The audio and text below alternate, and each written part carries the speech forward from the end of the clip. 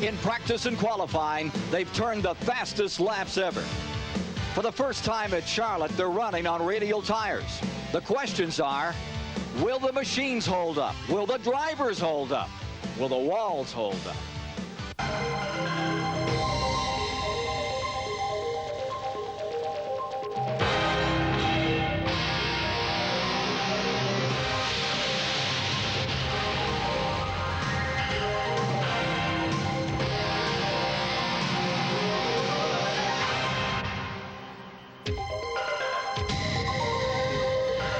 The All-Pro Auto Parts 300 is brought to you by Oldsmobile, inviting you to stop by your Oldsmobile dealer for a test drive and see what's new from the new generation of Olds. By Nestle Crunch, get the taste of victory. Nestle Crunch ice cream bars, chocolate scrunches when it crunches. And by Autolite spark plugs, guaranteed for 2 years no matter how far you go. And by Budweiser, the king of beers, with that clean, crisp, cold taste. Nothing beats a Bud. 3, 2, 1. Driver, start your engines.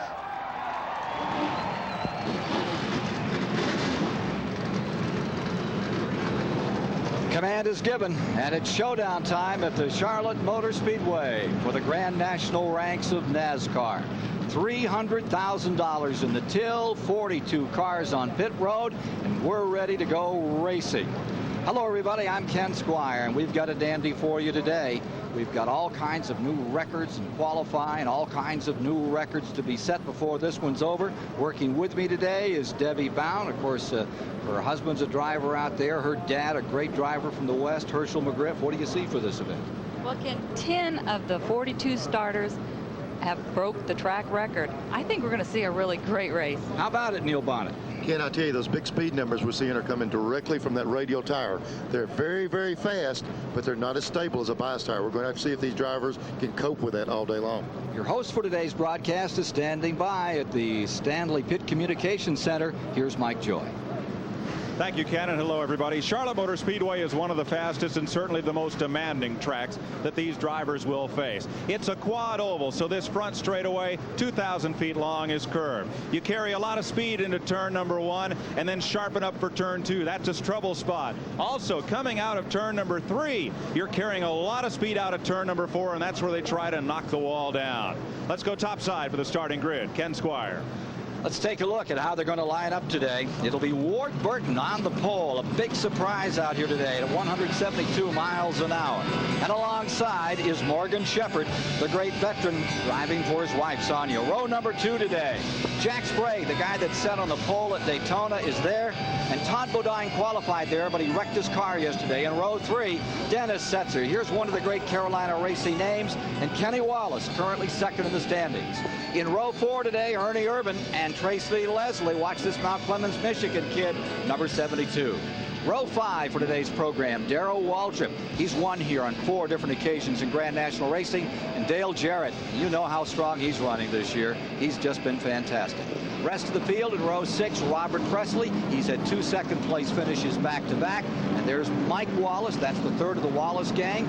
Then in row 7, Dale Earnhardt and David Green. Moving further back, row 8, Tommy Houston, Michael Waltrip there. Row 9, Bill Elliott. You're going to see a lot more of him in Grand National next year. And old Golden Shoes himself, Mike McLaughlin. In row 10, it's Ed Barrier and Phil Parsons with the qualifying run. Row 11 is Ken Schrader and Cecil Eunice. Going to row number 12, Jeff Gordon there in a Ford, and Bobby Labonte. Watch that point battle with him today. He goes against Wallace. Row 13, Jimmy Hensley and Alabama's pride, Steve Grissom. For row 14, it's Jeff Purvis and Jim Bound. That's the brother of Chuck Bound. Row 15 is Hut Strickland. Brand new team car for him today. We'll be telling you more about that. Then comes Richard Lassiter. In row 16 is Joe Nemechek, currently 5th in points, and the defending champion Chuck Bound. Row 17 is Harry Gant and Terry Labonte. Going to row 18, there you have Tom Peck and Jimmy Spencer. Row 19 is Tommy Ellis and Jeff Burton. Going to row 20, Davey Allison way back with Dave Resendez. Row 21, Shauna Robinson qualified for this show. And to qualify was something Bobby Donner from Chicago was in the event. As we get down toward time to roll it out. Of course, Harry Gant's got to come out of that 33rd position today.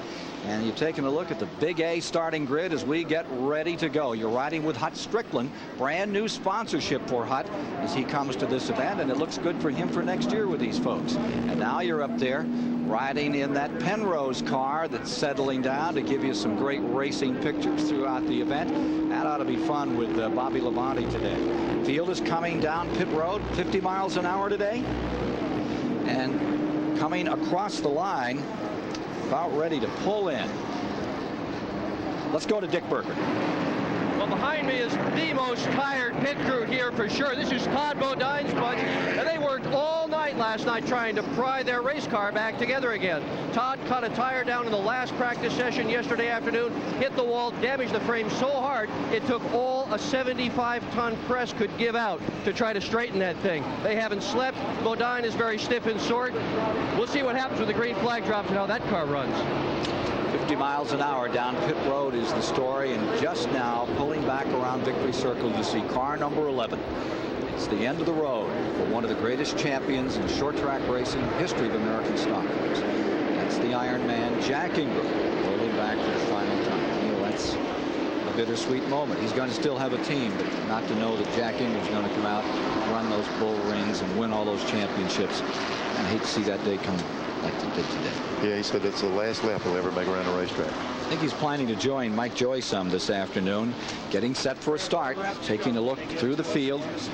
Here you see the number 36. That's Wallace, and he's going to give us a great run. And up on the point, Ward Burton. What an outstanding job he did in the A.G. Dillard car, that all-Virginia team. One more run down pit road. 4 Fords, 10 Buicks, 13 Oldsmobiles, 6 Pontiacs, and 9 Chevrolets make the field. Yeah, you know, the Fords are really picking up. You know, in Busch racing, we haven't seen them perform like they normally have, but the V6 program has really picked up. The Fords are getting very competitive with the Buicks and Chevrolets. Also on pit road today is Randy Pemberton. How you doing, Ken? Folks, I'm standing here in Kenny Wallace's pit. We talked about Jack Ingram, the 5-time Busch Grand National champion. This is the pit of a man that is trying to win his first Busch Grand National championship. Of course, the brother of the great Rusty Wallace, the Winston Cup champion of 1989. And in his pit today, of course, Jerry Sweitz, the gas man for Rusty Wallace, as well as Gary Brooks, the jack man on Rusty Wallace's Winston Cup team. They're here to help him assure of good, clean, fast pit stops, and that will help him in order to win this race and possibly gain some points on Bobby Labonte for the Busch Grand National Championship. 10 drivers breaking the old record of Harry Gant in qualifying out here. Those radial tires really did the trick. Your team up with a good number for this one. Ken, I tell you what's unique about it, too. The speed increase is not down the straightaway. It's entirely in the corner. The tires are so good through the corner. The big increase in speed is there. That's kind of a Jekyll and Hyde situation. It's nice to go that fast, but if you have a problem, you're a big problem in the middle of these corners. And getting ready for a green this time by. They'll roll us out for 300 miles, 200 laps. Remember, this is the track with that mid-race break. We get a 15-minute halftime here. Coming by, coming down to the line, getting set to turn them loose. And as they come to the line, Ward Burton out of South Boston, Virginia, is away.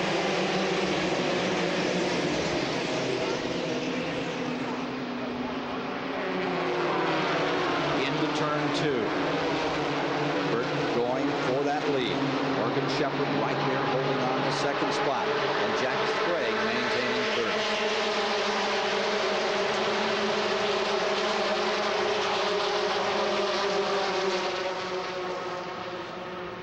Coming around to complete lap number 1. And as they come to the line, it's Kenny Wallace in that 4th position. And maintaining 5th is Tracy Leslie. On the 24-degree banking, pulling away by about 4 car lengths is Ward Burton. Remember, there's just 7 points between Labonte and Wallace in that battle with 3 races after today to decide the Grand National Championship. Ooh, hard move to the outside by Mount Clemens right. 1 car's in the wall, Morgan Shepherd, and 4 cars are spinning behind him. 5 collect the field. It looks like Daytona back in February. Harry Gant is threading his way through from his 33rd starting position. He's won the last 2 Grand National Racing. And it looks like Earnhardt may have collected part of that. Sometimes, Ken, the aerodynamics are so important here. You get a car on the outside and it takes the air off the inside car and they get loose. It looked like going down in the corner, Ken, it looked like Morgan Shepherd's car dumped oil as he went off in the 3rd turn. And when he got in there, it looked like a lot of cars got in the oil also and turned around. And it looks like Hut Strickland's car is one of the machines still down there. We'll be back to take a look at the results of this calamity in lap number 2 in just a moment here in the All-Pro Auto Parts 300. Wild ride up there. Dale Earnhardt came in. The crew changed all 4 tires, which you're allowed to do under caution if you spin. If you only come in under caution without a spin, you're only allowed to change 2 here in Busch Grand National Racing. But the crew didn't seem too concerned. But of course, he's going to have to go to the back of the pack, and that's more trouble for Dale Earnhardt. You don't want to get into another wreck there. Now let's go down to Dick Berger and down pit road. Well, Morgan Shepherd was a great start for about a half a lap and then into the wall from the front row. What happened? Well, we really don't know. We had to change engines this morning, but I do see oil all over my floorboard. Just as I entered turn 3, I reckon I blew oil out because I seen a stream of oil when I come back around the racetrack there, and unfortunately it took some other cars out too. I don't know where the oil's coming from, but it's all over in the car, and it just got on my wheels and wiped us out. And he's out. He's done for the day.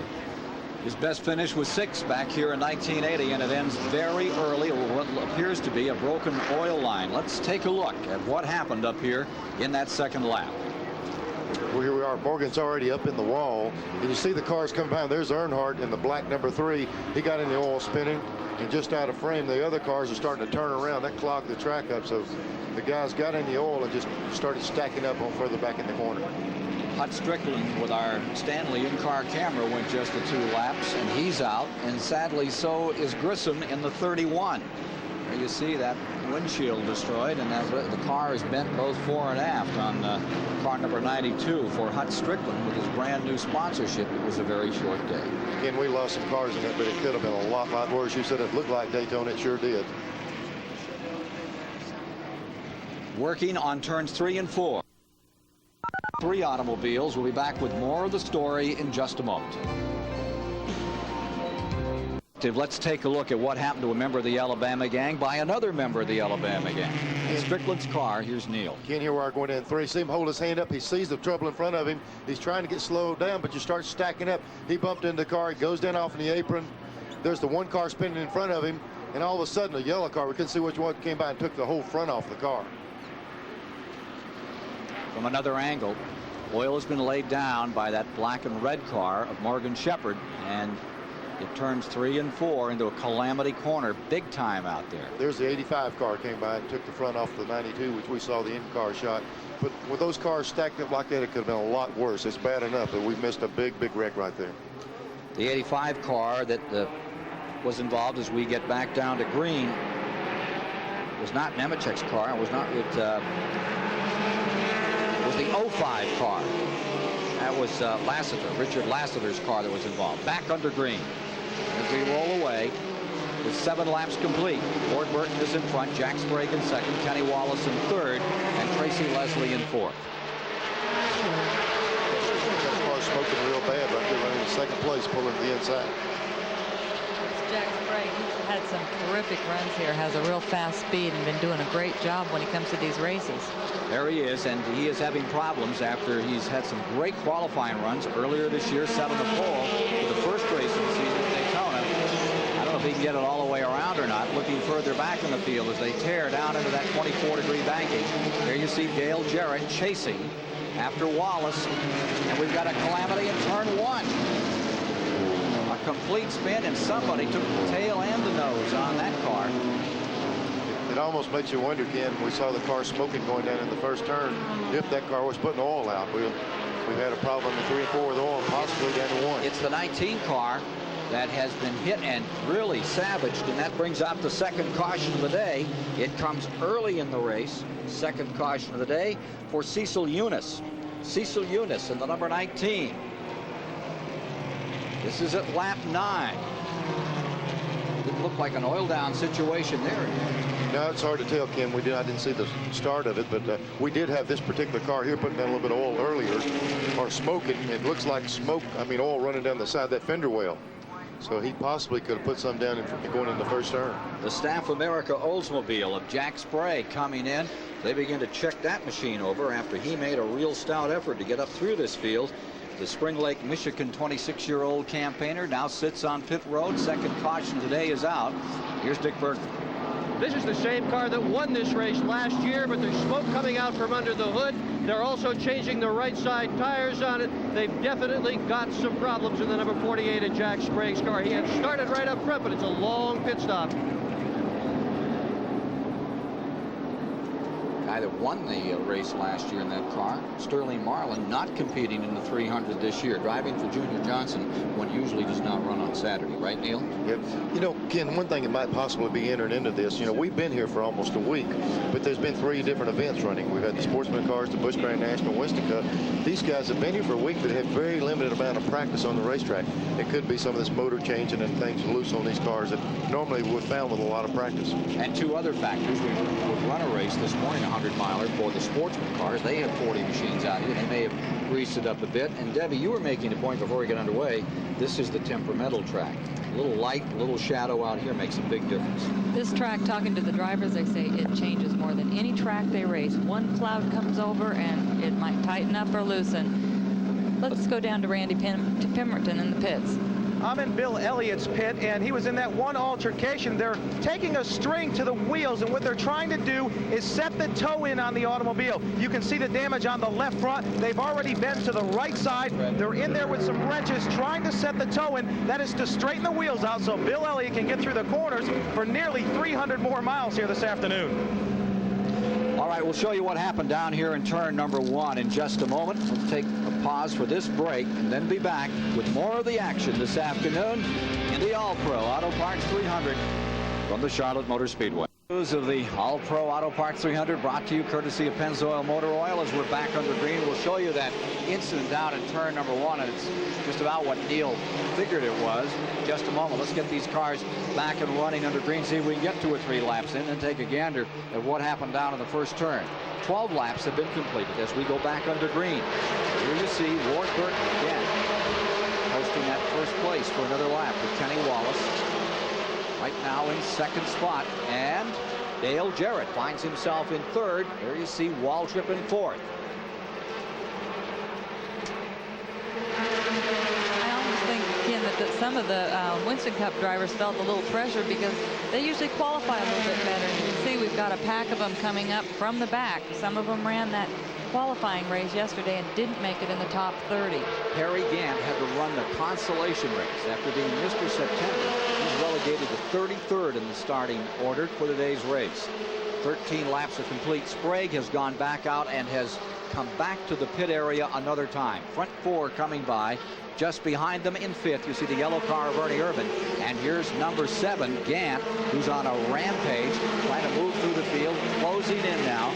He is running in 23rd position. It's like Peck just in front of him, Tom Peck in the 96 car. Harry Gant has won the last 2 Grand National races, Darlington, or rather Dover and Richmond falling to him. In the backstretch and working on Peck. The other car on the move is Chuck Bound, who's come from 32nd to 17th in these early laps. Bound had blown 3 engines this week, but apparently they found one that really works. And for the moment, he's catching up. Front 4 right here. 15 laps now complete. And there you see Earnhardt back with the program, and right behind him comes Chuck Bound. Remember that Bound is in that 16th position. You know, Chuck usually doesn't do what the leaders do, but Ward Burton has an H&E motor in his car, and when Chuck blew 3 of his motors, he borrowed an H&E motor from Jimmy Hensley, the guy in the 25 car, and that's why he's running. And take a look at this run here as Dale Jarrett scoots to the inside, puts Kenny Wallace back to 3rd. That is Dale Jarrett in the 32, Kenny Wallace right behind him, and then you see Waltrip running in 4th with that familiar number 17. Ward Burton is kind of scooting away from these guys. I know they're passing back behind him, but still he's showing a lot of strength early in the race. Great run for the South Boston, Virginia campaigner, whose dad, John Burton, has put a lot of effort into both of his sons and get them out racing. All right, field stabilized for the moment with Burton in front, Jarrett in second, Wallace in third, Waldrop in fourth. Take a look at what brought out the second caution just a few moments ago here. Then we were wondering about the 48 car, Jack Sprague's car, and evidently it didn't cause the problem.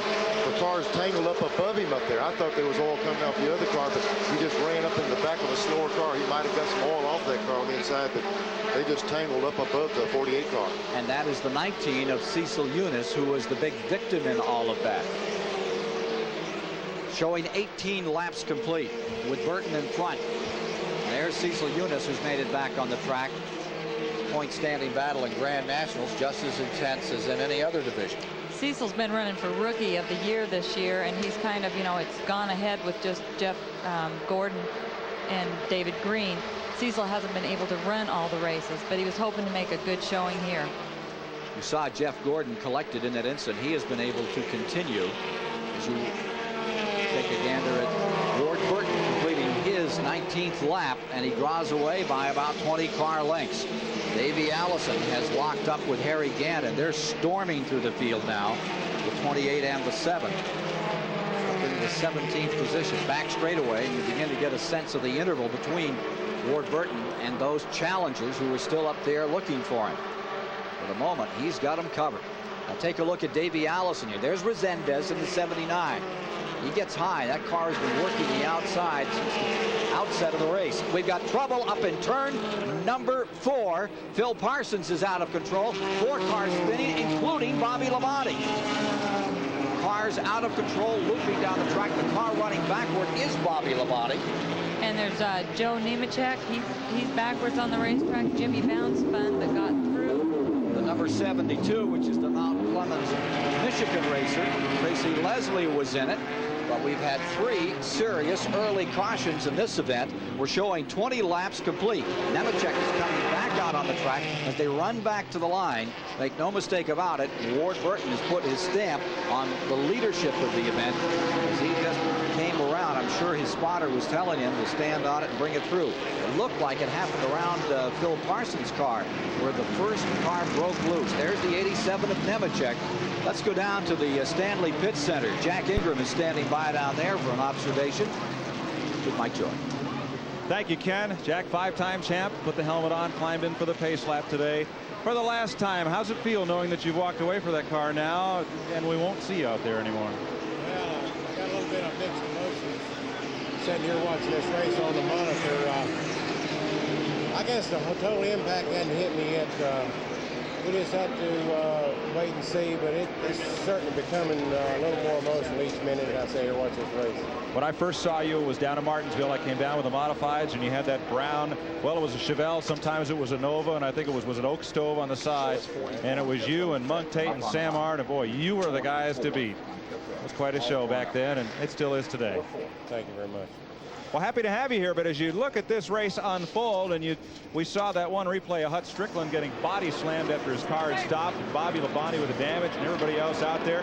Is this a safer seat right here, maybe? Well, it looks like today they're having a lot of problems. It seems like I really don't know what it's all about, but that's a shame for Bobby, him running real close in the points and getting involved in something like this early in the race. It could cause him to have a bad finish, but that's what racing for championships is about.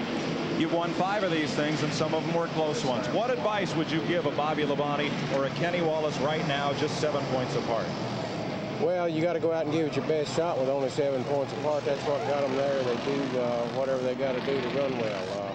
They didn't get there by going out and stroking or trying to finish the race. So by it being as close as it is, they're going to have to race hard for it all day. So you wouldn't do anything differently. You just go out and run to win.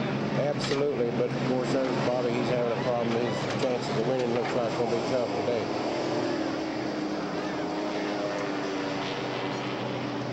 Back end of number 44, all torn up. They continue to do surgical work on the machine. Dick Berggren is there. Okay. They had chosen this particular car because it was aerodynamically superior to the other 3 cars they tested here. This was the best. Aerodynamics was it. Forget the aerodynamics. They're going to be lucky to run. Steve Neal, a crew chief for Winston Cup, is looking at it. There are several Winston Cup crew chiefs down here trying to help. Everybody wants to see this kid go back out and be able to race, but he's got his hands full in the pits now. We'll be back with more and show you what happened up here in turn number 4 in just a moment. 24 of 200 laps are complete. We're into the 3rd caution period of the day, and let's take a look at the incident which had the yellow flag here just moments ago. There you see Phil Parsons getting turned sideways with Dale Earnhardt right behind him, and then watch the results. Neil? As they got together, it shoved the 6 car up there, Tommy Houston, up in the wall. Then they started stacking up again behind him. A couple of cars almost got stuck in the grass and couldn't get going again. And here's an inside the car shot. Big smoke screen. This is what's bad. Right there is what you see sitting in and see smoke. You don't have any idea what's on the other side of it. And here we are with Labonte going round and round. And this one got the entire back end knocked off his car. Came in here leading by 7 points in the championship battle. And his nemesis, Kenny Wallace, is still out there as he tries to thread his way down through. Nemechek spinning just in front of him.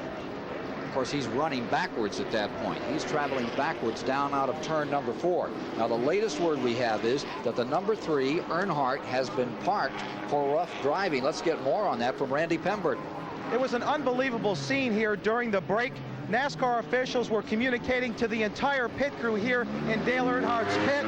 What they told them is it was rough driving, making contact with Phil Parsons. They are cleaning this pit out. They are gathering now in the garage area. We'll go in the garage and try to get further word with Dale Earnhardt, but for the time being, he is out of this event. So Earnhardt set down for rough riding on Phil Parsons in turn number 4. When's the last time you saw a call like that, folks? They're starting to get a lot stricter on what happens on these racetracks. The penalty box and everything that's involved with it. Every time we go to a racetrack, we're seeing something new. They're starting to put these guys in for 15 seconds, so they got their work cut out for them. Ward Burton continues to lead with 25 laps complete in the All-Pro Auto Parts 300. Jack Ingram have a look at that one more time and see if, as we get ready for a restart, if Dale Earnhardt, if it looked as if maybe he turned Phil Parsons around. And this call of rough riding and sending folks to the garage, Jack, is kind of new. Did it look like that to you? Well, it's very difficult to tell by looking at this monitor. You might could tell better if you was down in that corner spotting like the NASCAR officials no doubt were. Phil could have backed off real quick and Earnhardt didn't realize it and he could have hit him more. I honestly don't think that he did that totally intentionally, but who knows? It's very difficult to say because the 2 drivers are really the only one that totally knows for sure. Exactly, and I'm sure they'll discuss it later. We're back under green. Let's go back upstairs. Indeed we are, coming around to complete the first lap after this 3rd caution period, and pulling away is Ward Burton. Dale Jarrett holds the stout second and shooting up through. Ernie Irvin, who started 10th on today's race, is now into that 3rd spot in the yellow car, number 10, and he's closed up on Jarrett. And you see just behind them, Phil Parsons, who's gone a lap down after he was in this mess up in turn number 4. Randy Pemberton. I'm standing here with Dale Earnhardt. Dale, what happened out there? Why are you in the garage area? Did you see the replay? I did not see it. I haven't seen it. I know I didn't touch Phil until we got all spun around and we hit to get in, but Robert Black says to spun him out, so he put me out of the race. Pretty unfair, I think. Who made the call to put you in the garage area, do you know? I reckon Robert Black. That's the one's calling the race. I don't know. I'm not up there. Okay, Dale will be back tomorrow in the Winston Cup race, but maybe that comment that Jack Ingram made with Mike Joy down there, they can look at it again and find out exactly what happened down there between Phil Parsons and Dale Earnhardt. What do you think, Bonnet? You've been there before. I tell you, Jack hit the nail on the head.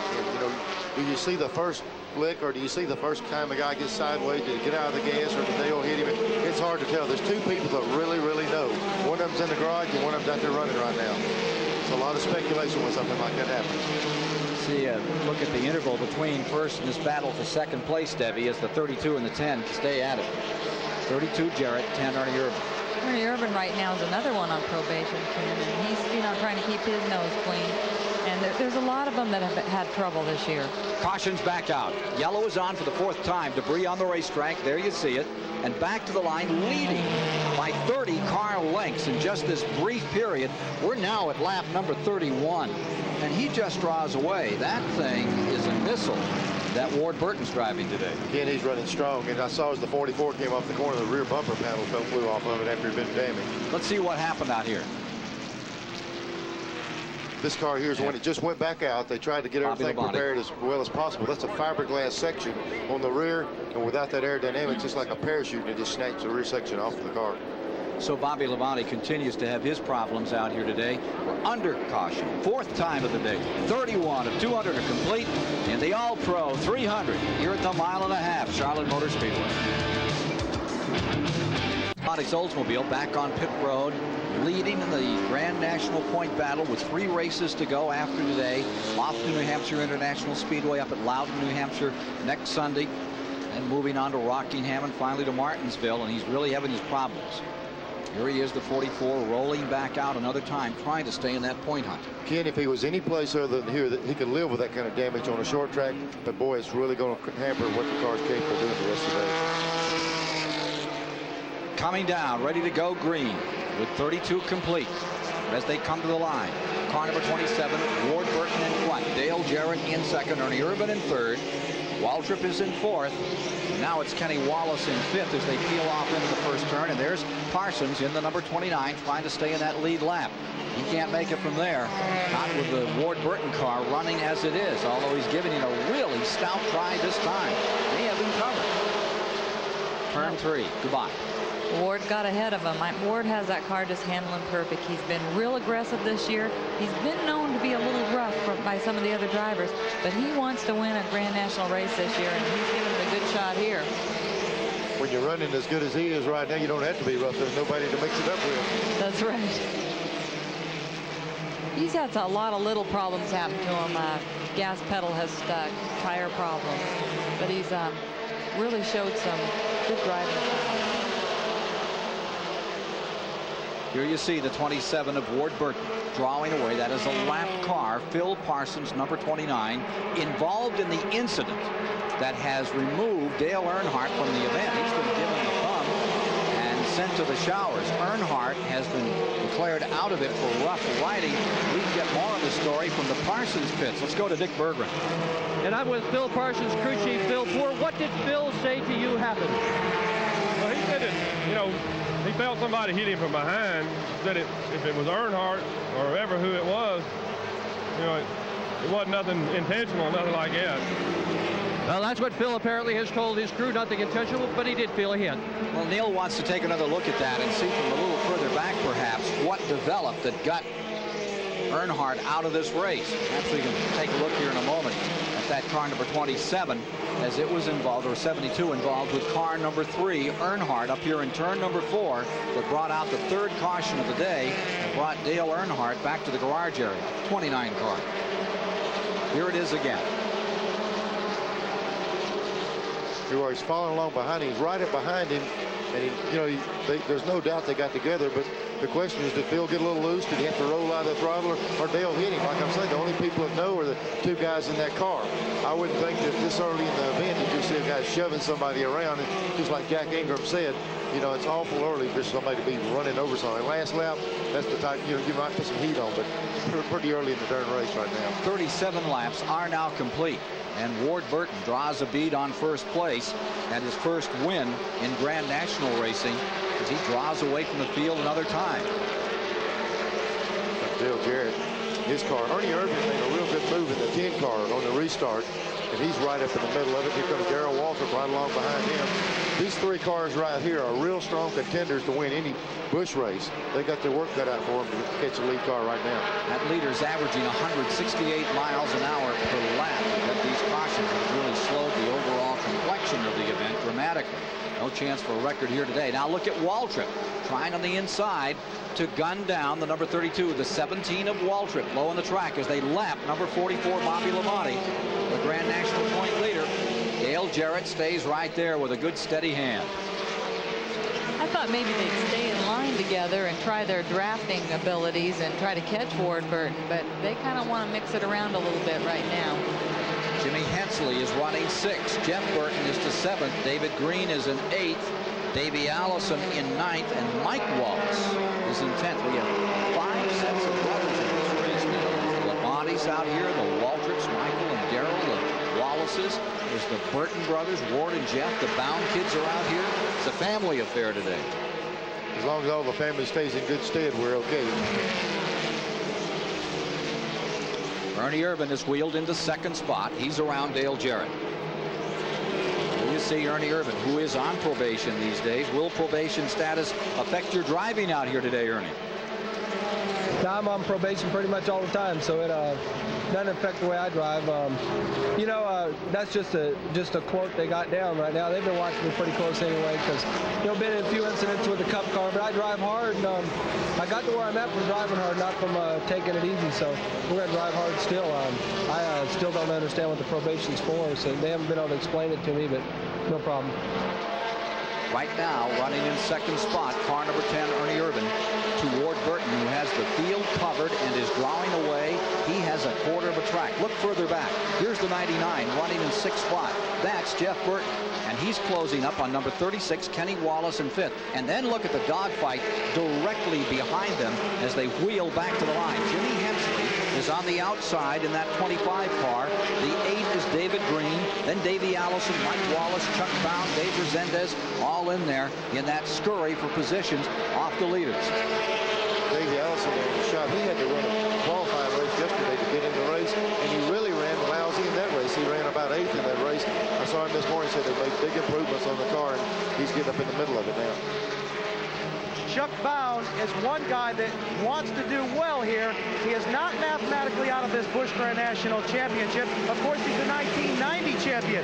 He has gone from 32nd to 11th place due to all these crashes. But the unbelievable story with Chuck Bound is today, they are on their 4th engine this weekend. They broke 1 in qualifying, 1 in practice, and another one in the final session. This is just an unbelievable story. They borrowed an engine from competitor Jimmy Hensley, and that's the one that is in the automobile today, and he's doing quite well with it. Report from Randy Pemberton down on pit road, and the 63 of Chuck Bound, currently 5th in points, is now up to 11th after starting 32nd in the race.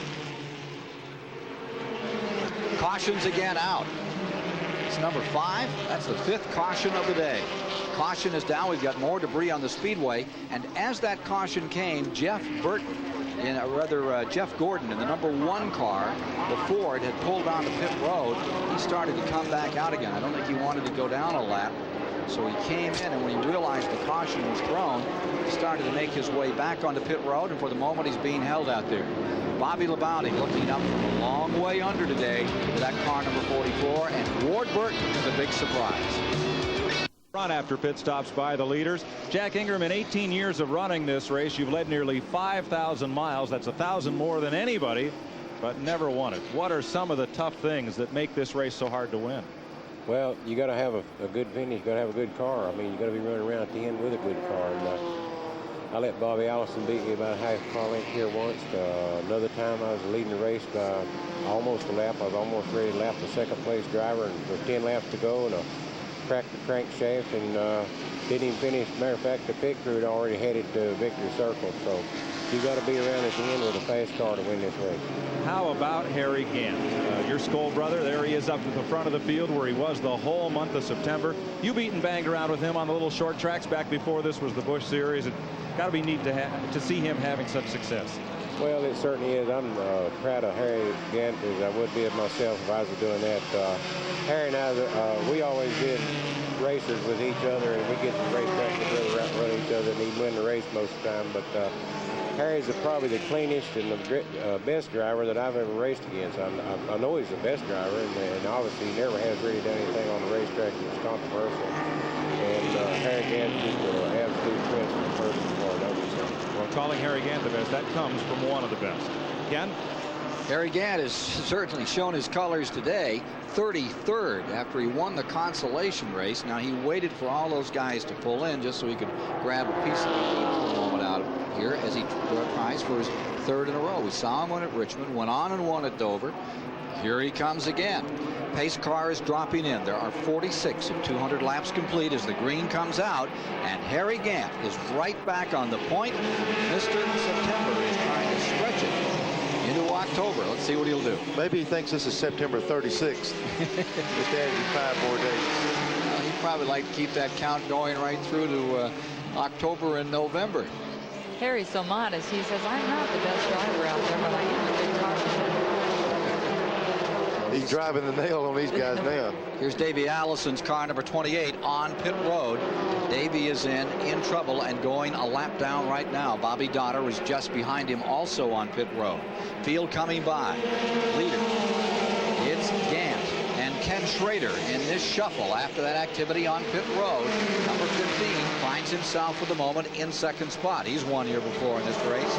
Michael Waltrip is now in third. Todd Bodine is in fourth. Terry Labonte up to fifth, and Terry's had a pretty good year. One up there at Watkins Glen in Grand National Racing this year and made it look easy on that road course. That's a toughie. And this is kind of unique. We usually see Western Cup drivers up front in Busch races even, but the only way these guys got there was they didn't pit. They stayed out. Take a look at this battle further back. Tom Peck in the 96 for fifth spot. Ernie Irvin in the 10 is right there, and that's Terry Labonte in the 94. 17 Waltrip. In a bundle as they get to turn number 1. For the moment, Labonte in the 94 draws away by 2 car lengths out of turn 2. High side is the way to go, and Ernie Irvin is there. 6 now, and here comes Waltrip on the outside as Peck falls back. Leader is Gant. In second spot, Schrader, then Michael Waltrip as Peck falls a little further back now. Front 3 are running about equidistant as they come out of turn 4. Let's go down to Dick Berggren and see what he has on Davey Allison. Well, Davey Allison, what happened? Well, lost oil pressure as we were going down the back straightaway getting ready for that restart. We came in and the oil pump belt was gone, so I don't know if it might have hurt the engine or not. There's really not any sense trying to put an oil pump belt on there to go back out and then have the thing blow up. So it's just a tough break, man. We're all the way up to 9th, but we're running good. That's the way it goes. He's had a tough time this weekend for sure in this division. He had such a great time here this past May. Won just about everything. Not to be today. Again, the problem they have with just replacing that oil pump belt on the 28 car you see here, these little V6s turn on a lot of RPM, and that belt was off just a matter of 500 feet up that straightaway. The motor's probably gone. It'd probably crank up and run a little bit. Here's Gant slowing down. Harry Gant sliding back. Looks like he's holding his own here after he dropped 2 positions. Schrader going through. But in comes Michael Waltrip. Something's amiss there. We need to get down to that number 7 pits. See what the story is on Harry Gant, who made a tremendous run, then got a break under caution, took the lead. He had flown up through traffic, and for the moment, it is Schrader's race. You know what's funny about the deal with Gant? It looked like he pulled over and let those 2 cars by, and he's just out of the frame here. He's just about 5 car lengths behind them, and actually pulling in. If we see right here, he's pulling back up on him. Looks like he just pulled over and let those guys have the lead. There you see Schrader with the advantage over Michael Waltrip. Had a great race here back in May. Did Waltrip in the number 30 car. Ernie Irvin to 4th. Darrell Waltrip 5th. Todd Bodine is in 6th, and Todd has done some motoring out here. Remember, he's come up after having trouble getting his car clipped. Did they change the clip on that car? You know, what they did is the front clip and the rear clip were really all right. They put the car on a jig. It was the center of the car that was all off, and they had to straighten it all back out, hung some new sheet metal, and then they got back out here this morning with it. So, for the moment, Ken Schrader is in front. Second spot, Michael Waltrip right there in number 30 with 54 laps complete. Out of the 200 to be run in this 300-mile race. Remember, there is a break, halftime break in the event. Ken Schrader, for the moment, has the lead in the number 15. Here you see that battle in that number 30 car. Michael Waltrip in second spot, and here comes Ernie Irvin in third. That's been the story in this part of the race. Earlier, you just joined us. He just scooted away. He was gone. Now Ward Burton in the 27 car finds himself in 6th position, and he has some making up to do. Tommy Houston's brought number 6 on pit road. Meanwhile, these 3 cars battling for the lead into the backstretch. And the question is Harry Gant in car number 7. What's the story on Harry? He's now back in 5th spot. Dick Berggren can tell us more. Well, I really wish I could tell you exactly what's wrong with it. I can just tell you what the symptoms are, Ken. And the symptoms are he's got a bad tire vibration, possibly an equalized tire, possibly a bad car shock. spinning and a big crash at turn number 4. Chuck Bounds, number 63, spinning. Another car is in the wall. Bounds' car lies sideways, and David Green's number 8 is in the wall on the outside. Number 63 of Chuck Bound, currently 5th in points, defending national champion. There's the Hamilton car. That one really got trashed. Take a look at the nose on Green's, and here's the 63 coming back. Left side damage on Chuck's car. Get a little nervous watching that? I've seen enough of it. Well, I'm used to it. I know how NASCAR makes these cars safe. I know that they can take some pretty good licks, and we have spotters to watch the other cars to tell them there's a car in the middle of the track. So you just get used to it. You learn how to handle it. Let's take a look at replay of what happened up here in turn 4. Looked like right in the middle of the corner, looked like Chuck's car got loose. There's a little bit of smoke. It's hard to tell what causes something like that. Here's the thing that's tough on this is you slide back up into the groove with the driver's side of the car exposed to traffic. He's fixing to back right on up. The cars are trying to stay right up against the wall. Here comes the 8 car, nowhere to go, and just center punches him in the rear end of the car. It really wipes out the frontal section of the 8 car, and Chuck gets shot right back down the inside. But thank goodness it didn't hit right in the door. Looks like Todd most of the lick was on number the rear. 34 was that other car involved. We'll take another look at it in a moment or two. Here's Chuck Bounds, number 63, resting on pit road, checking the rear end over after a pretty stout hit. And the other car, the green car that got collected in that, slid along the wall all the way down here to within 300 or 400 feet of the start-finish line. That is David Green. And he has walked away from the car. He's over by the ambulance in the grass now, but he's all right. The car, that looks like more than just putting on that front clip. David Green getting into the ambulance and going back for a checkup, but he was able to walk over there and looks to be okay. He did walk over to the ambulance, Ken, and it's just a procedure that they do to go get checked. Let's go down and see what Dick Berggren has to say in the pits. Well, here again, his pitted. This is a good opportunity for him to do so. They now think maybe it was as simple as a loose wheel lug nut on the right side, but they're giving this thing a real good look-see. They can only change 2 tires. By the rules here, they say, no, we can't find anything. We don't know what's wrong. But that's got to be an unsettling thing for Harry to go back out without knowing what's wrong with his car. This has been a terrible, terrible afternoon. Now, after we just got done talking about Chuck Bounds, not quite out of the points battle mathematically, that wreck really tore this race car up. The whole rear end is taken off the car, and not only that, they have a broken trailing arm. And if you know what a broken trailing arm, that controls the rear end of this automobile. All 4 flat tires are, you can see it as he rolls out of the pits, it's all askew. They will have to bring that car behind the wall and replace that broken trailing arm. Well, thank you, Dick. And thank you, Randy. That's the story on pit road with 61 laps complete. Things don't sound too optimistic for the Bounds today. Well, you know, like all these crews out here, you'll see Bob Labonte. They keep working on the cars. Chuck's crew, the Nescafe Classic crew, they'll work on that car and get it back out in the racetrack as long as they can keep it safe for them. There it is, crawling back to the pits. Got to go back behind the wall, back into the garage area to be worked on. Number 63, Chuck Bounds' car, in big trouble after it had a pretty good run going here today. More with 62 laps complete from the Charlotte Motor Speedway and the All-Pro 300 after these messages. The All-Pro Auto Parts 300 is being brought to you by Stanley. Since 1843, Stanley has been helping people do things right. Back with you once again. 63 laps now down at the Charlotte Motor Speedway in the running of a wreck-strewn event thus far. We've knocked off, what, 7 caution periods to date? 6 today. And we're still early in the race. Remember, we have a midway break in this event at the Charlotte Motor Speedway. As they get ready to go again, Ken Schrader is up in front. Michael Waltrip is second. Ernie Irvin is third. Darrell Waltrip fourth. Maintaining the 5th position is Ward Burton, who had set on the pole. Dale Jarrett finds himself 6th. Terry Labonte 7th. Tom Peck is 8th. Jeff Burton is 9th. Resendez is in 10th. And Kenny Wallace is in 11th spot. Incidentally, Shauna who started in the 41st position, has worked her way up to 17. So Shauna, the only lady on the field, having a tremendous run. Here's Randy Pemberton. Well, I'm here with Chuck Bowen. Of course, look at this crew work on this automobile. They're going to replace the trailing arm and probably a whole lot more on this Nescafe Pontiac. Chuck's still sitting in the car. Chuck, what happened out there?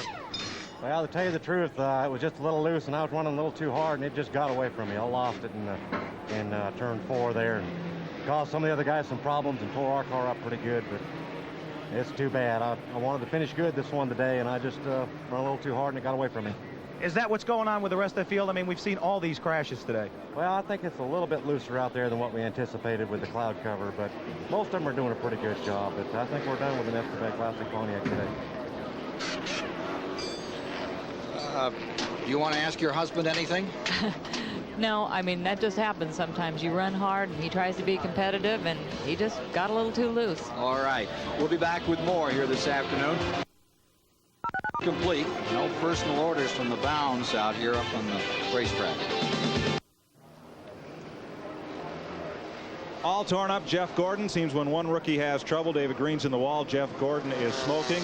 Jack Ingram, you've watched this race for 18 years from out the windshield, but how does it look here in the monitor to you? Well, this really looks rough. I couldn't realize that sitting here inside this thing and seeing all this on this monitor, that's almost unbelievable. I really don't see races Charlotte that I was in it had this many crashes. That could have been, but I can't remember this. But it looks all pretty calm and collected from where you've sat. Well, yeah, it just happened. Races are that way sometimes, but I hadn't saw a Busch race here that was these many crashes this early on. They have torn them up here in the early going, and we're not even to halfway when we'll take a break. I remember when we'd run, what, Martinsville, Hickory, some of these would be 500 lap straight races for you guys, and here they got to go 100 laps and have halftime. What do you think of that? Well, I never was a fan of stopping and resting for a while. That to me is something that I guess the Speedway wanted to do in NASCAR, but I personally don't like it. Drop the green and let's go run. Let's go run 500 laps. That's the way they did it in the old days, and they still do it a lot of these tracks. Who do you like in this race so far? Well, there's a lot of good drivers up there. Harry, again, if he gets that thing straightened out, he's going to be the one to beat, looks like, because he's the most experienced of the drivers in the Busch race, the Cup drivers anyway, that's still on the race. Okay, let's go back to green. As they come by, 67 laps will be complete. We're 100 miles into this 300-mile event. Schrader out in front. And Harry Gant, after making some pit stops, has got to come from way out back to car number 7 if he wants to get back in this one. And Phil Parsons is really working hard right now to try to get that lap back. His car's been able to run right there with the leaders, but it's hard to get a lap back when somebody's running like Schrader is right now. Down to the inside, Ernie Irvin in the number 10 makes a challenge on car number 30. And this looks like a replay of Loudon, New Hampshire back in July when the 30 and 10 went at it for 20 laps. But look at this breakaway. Down on the inside, Michael Waltrip in number 30, blazing down there. His sponsor, the car owner, you see Pennzoil on it, but it's also All-Pro that has kept him in business over the years, and he'd like very much to put it all together today and win with that car for two sponsors, the All-Pro folks and for the Pennzoil folks. 3 wide, how about that? And Ernie Irvin scoots down to the bottom, goes up on the 24-degree banking through turn 3, and Irvin's going to take the lead. And we've got our Busch Grand National driver, Ward Burton. He's fighting for 3rd right now, Ken, so they're going to hang up there with the Winston Cup guys, maybe learning something from them right now. Now take a look at Ward Burton. Right behind him is the 17 of Waltrip. As they scoot down into turn number 1, Ward Burton, having this fantastic day in the number 27 car, is 3rd. And he's worked his way back. 7 points, set a new track record. And it's Ward Burton in 3rd, closing in on Michael Waltrip as Ernie Irvin is taken over out in front. There you see Ward down to the inside out of 4. And he's got it hitched up. He's into 2nd place. Meanwhile, Waltrip is making his run on the inside. He's fighting with Schrader, and that's a pretty good battle for 4th. Darrell right behind Mike Waltrip. Darrell Waltrip trying to get around Schrader. Darrell's going to really work good inside. And here comes Dale Jarrett. Dale Jarrett to the inside also. Dale Jarrett down into a turn 3, gets to the bottom of the racetrack with the number 32 car. We got a car spinning up the middle of 3 and 4 again, right in the same place. Looks like Presley's car. Huh? Yep, that's right. 59 car, Robert Presley. He tried to drive it back up on the racetrack and spun the wheels. So caution is out still another time. Rex Scroon, caution is out on the speedway another time. And that brings out the 7th, and there's no caution. After that wild spin, there is no caution. Presley is coming in. Here come the leaders. Here's Ernie Irvan out in front, and right with him comes Ward Burton for the lead. Change of leadership as they come to the line.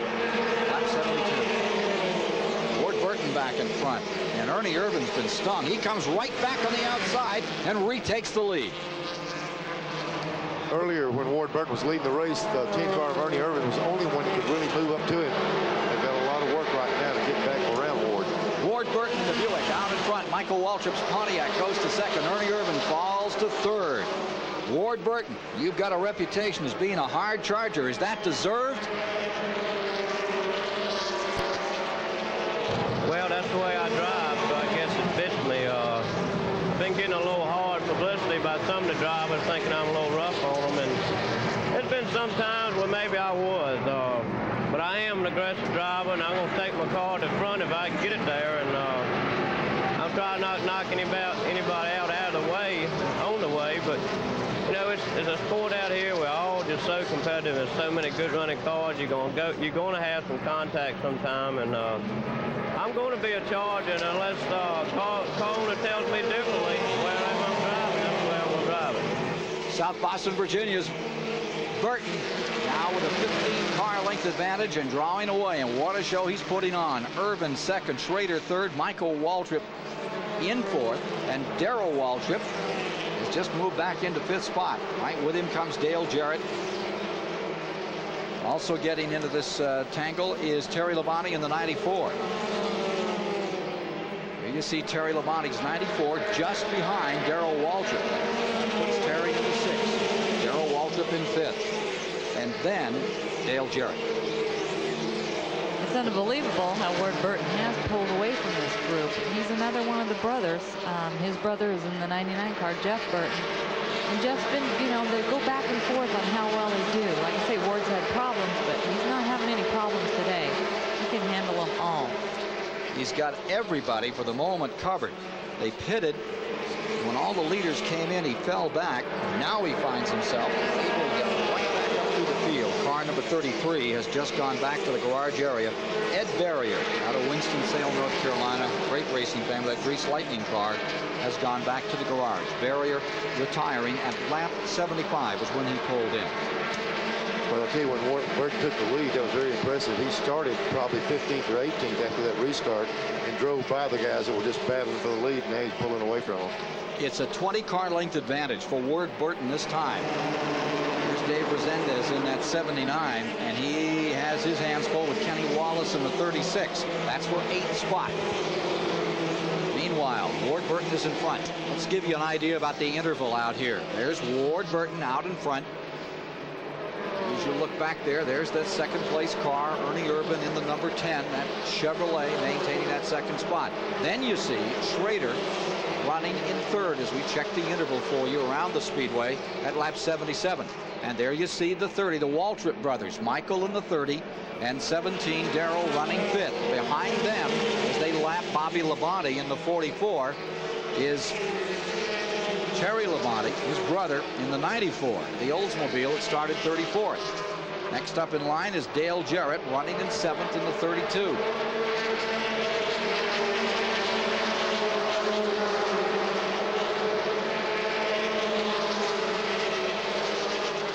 Here you see Phil Parsons, number 29. He's been trying to make that lap up all afternoon, and it just has not worked out for him.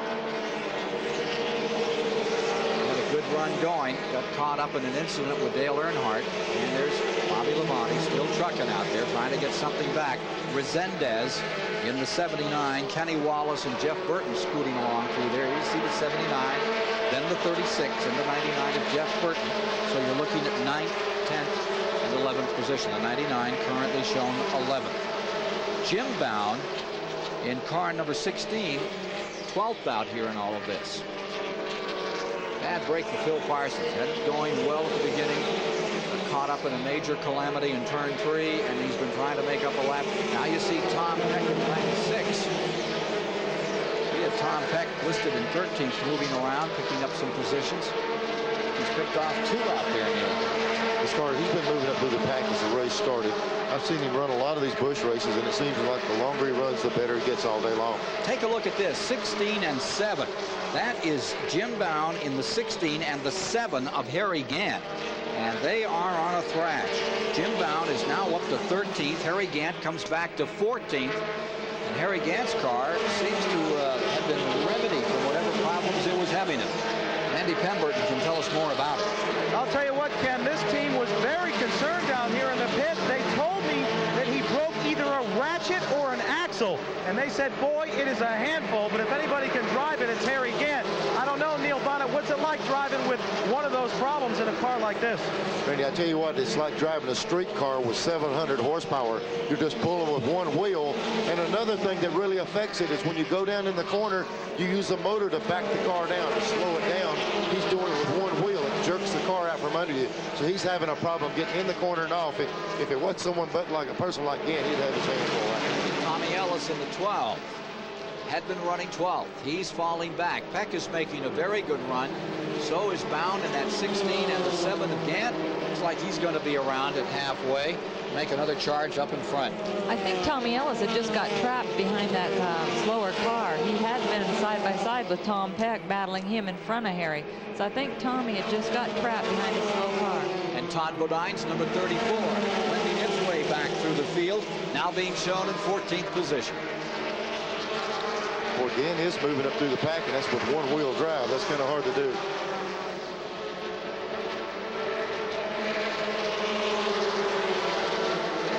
At 83 laps, you have 20 cars still on the lead lap. Taking a break at lap 100. They'll run to lap 101, bring them on pit road for 15 minutes of work, and then send them back out. And what are we going to do today on pit road? Well, they're going to stop. They'll stop the race. They take a 15-minute break. The only thing they can change is tires. They can adjust everything else, but they can't change them. They can raise a Panhard bar, but they can't put a new Panhard bar in. So that's really about all they can do. Take a drink, talk to their crew, go back racing. Well, a fellow who has led a charmed life today is Kenny Wallace, the number 2 point man. You see him here running on the lead lap. He missed the first big wreck, and he missed the last big wreck. I don't know how he drove through it. I'm going to have Jack Ingram explain it to us, but look for Wallace's black car coming toward the bottom of the screen on both of the replays you'll show us. He's not in the picture yet, but watch him miss Earnhardt. Jack? Well, I think that's Robert Presley, but down in front off the monitor, I think that's Kenny's brother. Kenny's come down in the grass, spinning around. Now we'll see him again here coming out of turn number 4, sliding in the grass. There he is. There he is, absolutely. Now he's got his car pretty much under control there, except he drives it down pit road. And he gets spun in the grass, but got righted and got right back out there and running. Is that just lady luck, or is that skill, or a combination? That's both. I would say some wrecks you can't stay out of, but Kenny's doing an excellent job of keeping his car on the racetrack, and as I like to call it, keeping a clean car to be around at the finish. Got himself in 8th position thus far. I think I call that blind luck. That helps a lot of times. And when we came back, here's Schrader, who just passed Ernie Irvin for 2nd place. So Schrader's going to see if he can run that Warren Burton. A lot of times, that first time, I'm sure that was triggered by his spotters saying, get down, get low, get on the apron, get out of the way. When you cut across that grass there, it's hard to keep a car straight. Get out of the gas, you got to keep feeding the gas along. And when he came through the grass, he was lucky he didn't get back up in the racetrack in traffic again. Yeah, Neil, most folks always talk about staying high, let everything fall off the racetrack. So what did you think of that move? Well, you know, I never went that way. I tried to see where they hit and what direction they were going to go, so it's just a gut call.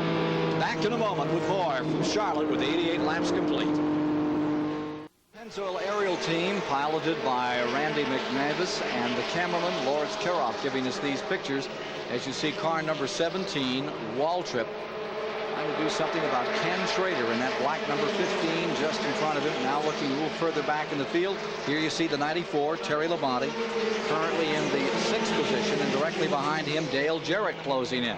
Right in front of them are the 10 and the 30, Ernie Irvin and Michael Waltrip, respectively, in 4th and 5th. Irvin is 4th, Michael Waltrip at number 30 in 5th, and here you see Terry Labonte in 6th. Behind him, it's Dale Jarrett in 7th, and Kenny Wallace maintains the 8th spot. We're seeing Dale Jarrett right here. He was up there in about 2nd, 3rd place while ago. He's dropped back to 7th. He might be having a little bit of problem with his race car right now.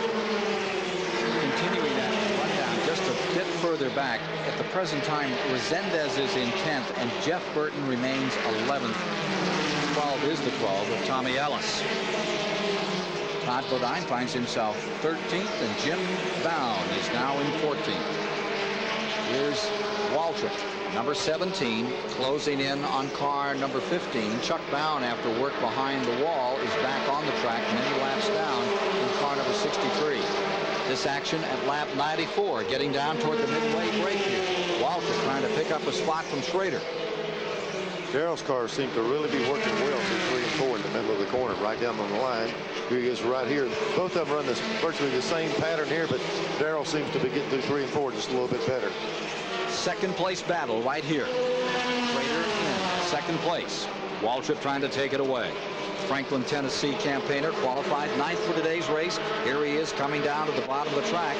4-time winner in Grand National Racing here in the fall at Charlotte, North Carolina. But it's been a while since he's won a Grand National race. Got to go back to 1989.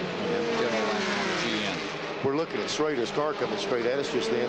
He's got the fender area torn completely off the car, but one of the keys for him still be able to run fast, the nose section is still on the car. The window panel, the headlight panel is still in. And the thing like a bullet. The front area of the car is still working good. He's just got some missing body panels on top of the tire. Here comes the 17 to the outside. We've got a spin down in turn number 2. Caution is out another time. Yellow is on the track. So the count on cautions continues to go up here today. Here's Resendez, number 79. Remember that he had been running in 10th position, and it has taken a hard hit. Dave Resendez came down from Massachusetts with his dad. Good, strong runner. Has brought out still another caution. That would be the 7th of the day, and we have the halfway mark still in front of us.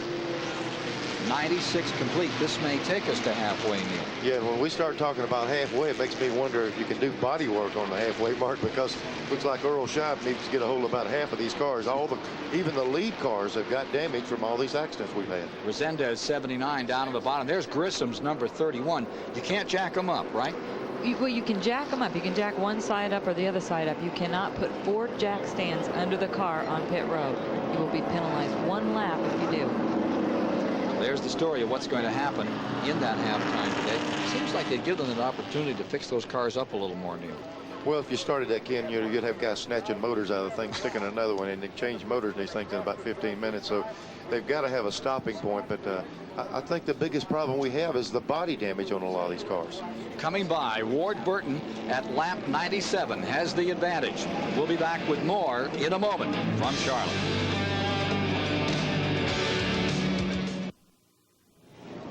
98 laps are now complete. We're under the 7th caution of the day. Ward Burton is leading. Darrell Waltrip is in 2nd. Ken Schrader is in 3rd. And Ernie Irvin is 4th. And there you see Joe Nemechek's number 87. They just done a little cosmetic surgery on that rig. Ken, when the car came in on the caution, is when the car comes on around a little bit better angle, the entire front nose area of the car is one piece, fiberglass. They put an entire nose on the front of that car. If he can just ride around here for about 3 more laps, when the thing comes out later, they can do some more work on it. But they had to put an entire front end on that car. Everything was just like a parachute in front. Taped up like Grandpa's suitcase as he comes by there. Car number 87. And here's Harry Gant's car number 7. And the story continues on Gant. He made a great run, got himself well up through the field, and inherited 1st place. Fell back, trying to get himself back into this thing. He won this race previously. But for the moment, Harry Gant's got a lot of work to do out here with car number 7. They are being shown 8th overall in the field, and it's a ways to go against some tough guys right now. Harry Gant's role is still going in Busch Grand National. He has won the last 2 Busch Grand National races, so he's going for 3 in a row. Richmond and Dover have fallen to Harry Gant and car number 7, who had such a phenomenal September, winning 4 Winston Cup races, 2 in Grand National. We're getting down the next lap by. I think they'll throw it out. We've got a car in trouble down on pit road. Is that Elliott's car? The car's catching on fire right now. That looks like Mike McLaughlin, maybe? Mike McLaughlin's car. He's at the entrance to pit road, and what happened, the motor died, and he's spinning it over, and it's probably got a busted valve or something in it, and it flashed back. That's a carburetor fire through the intake manifold. That's where the air goes in for the carburetor, and it's flashed back. And he was hopefully it won't get any worse. Running 2 laps down and being shown in the 22nd position, we're told. Car 23rd position, and the fire continues to build out there. They've got a crew there to douse it on Mike McLaughlin. I'd like to see this guy get a good run. He's certainly been a great competitor up in the Northeast for some time, and he's the kind of committed racer you'd like to see get an opportunity to come down here. They keep coming, and thus far they've had some problems. Big problem down at Daytona, the first race of the year. And for the moment, Mike McLaughlin's car is back in trouble another time. Car number 51, that Coors car for McLaughlin, put up, and once they douse you with that dry chemical, that's a problem. When you take it back, if the car's not damaged real bad, it's hard to get that stuff cleaned off of it enough to get it back in competition. But you've got to put that fire in here. That thing can run down the fuel line to the fuel cell. Big explosion, then you got a mess. So we come around with 100 laps and halfway being indicated to the field as they come by this time, with Ward Burton's car being shown first. There you see the caution, the halfway mark. Waltrip second, Schrader third, Ernie Irvin fourth, Michael Waltrip fifth.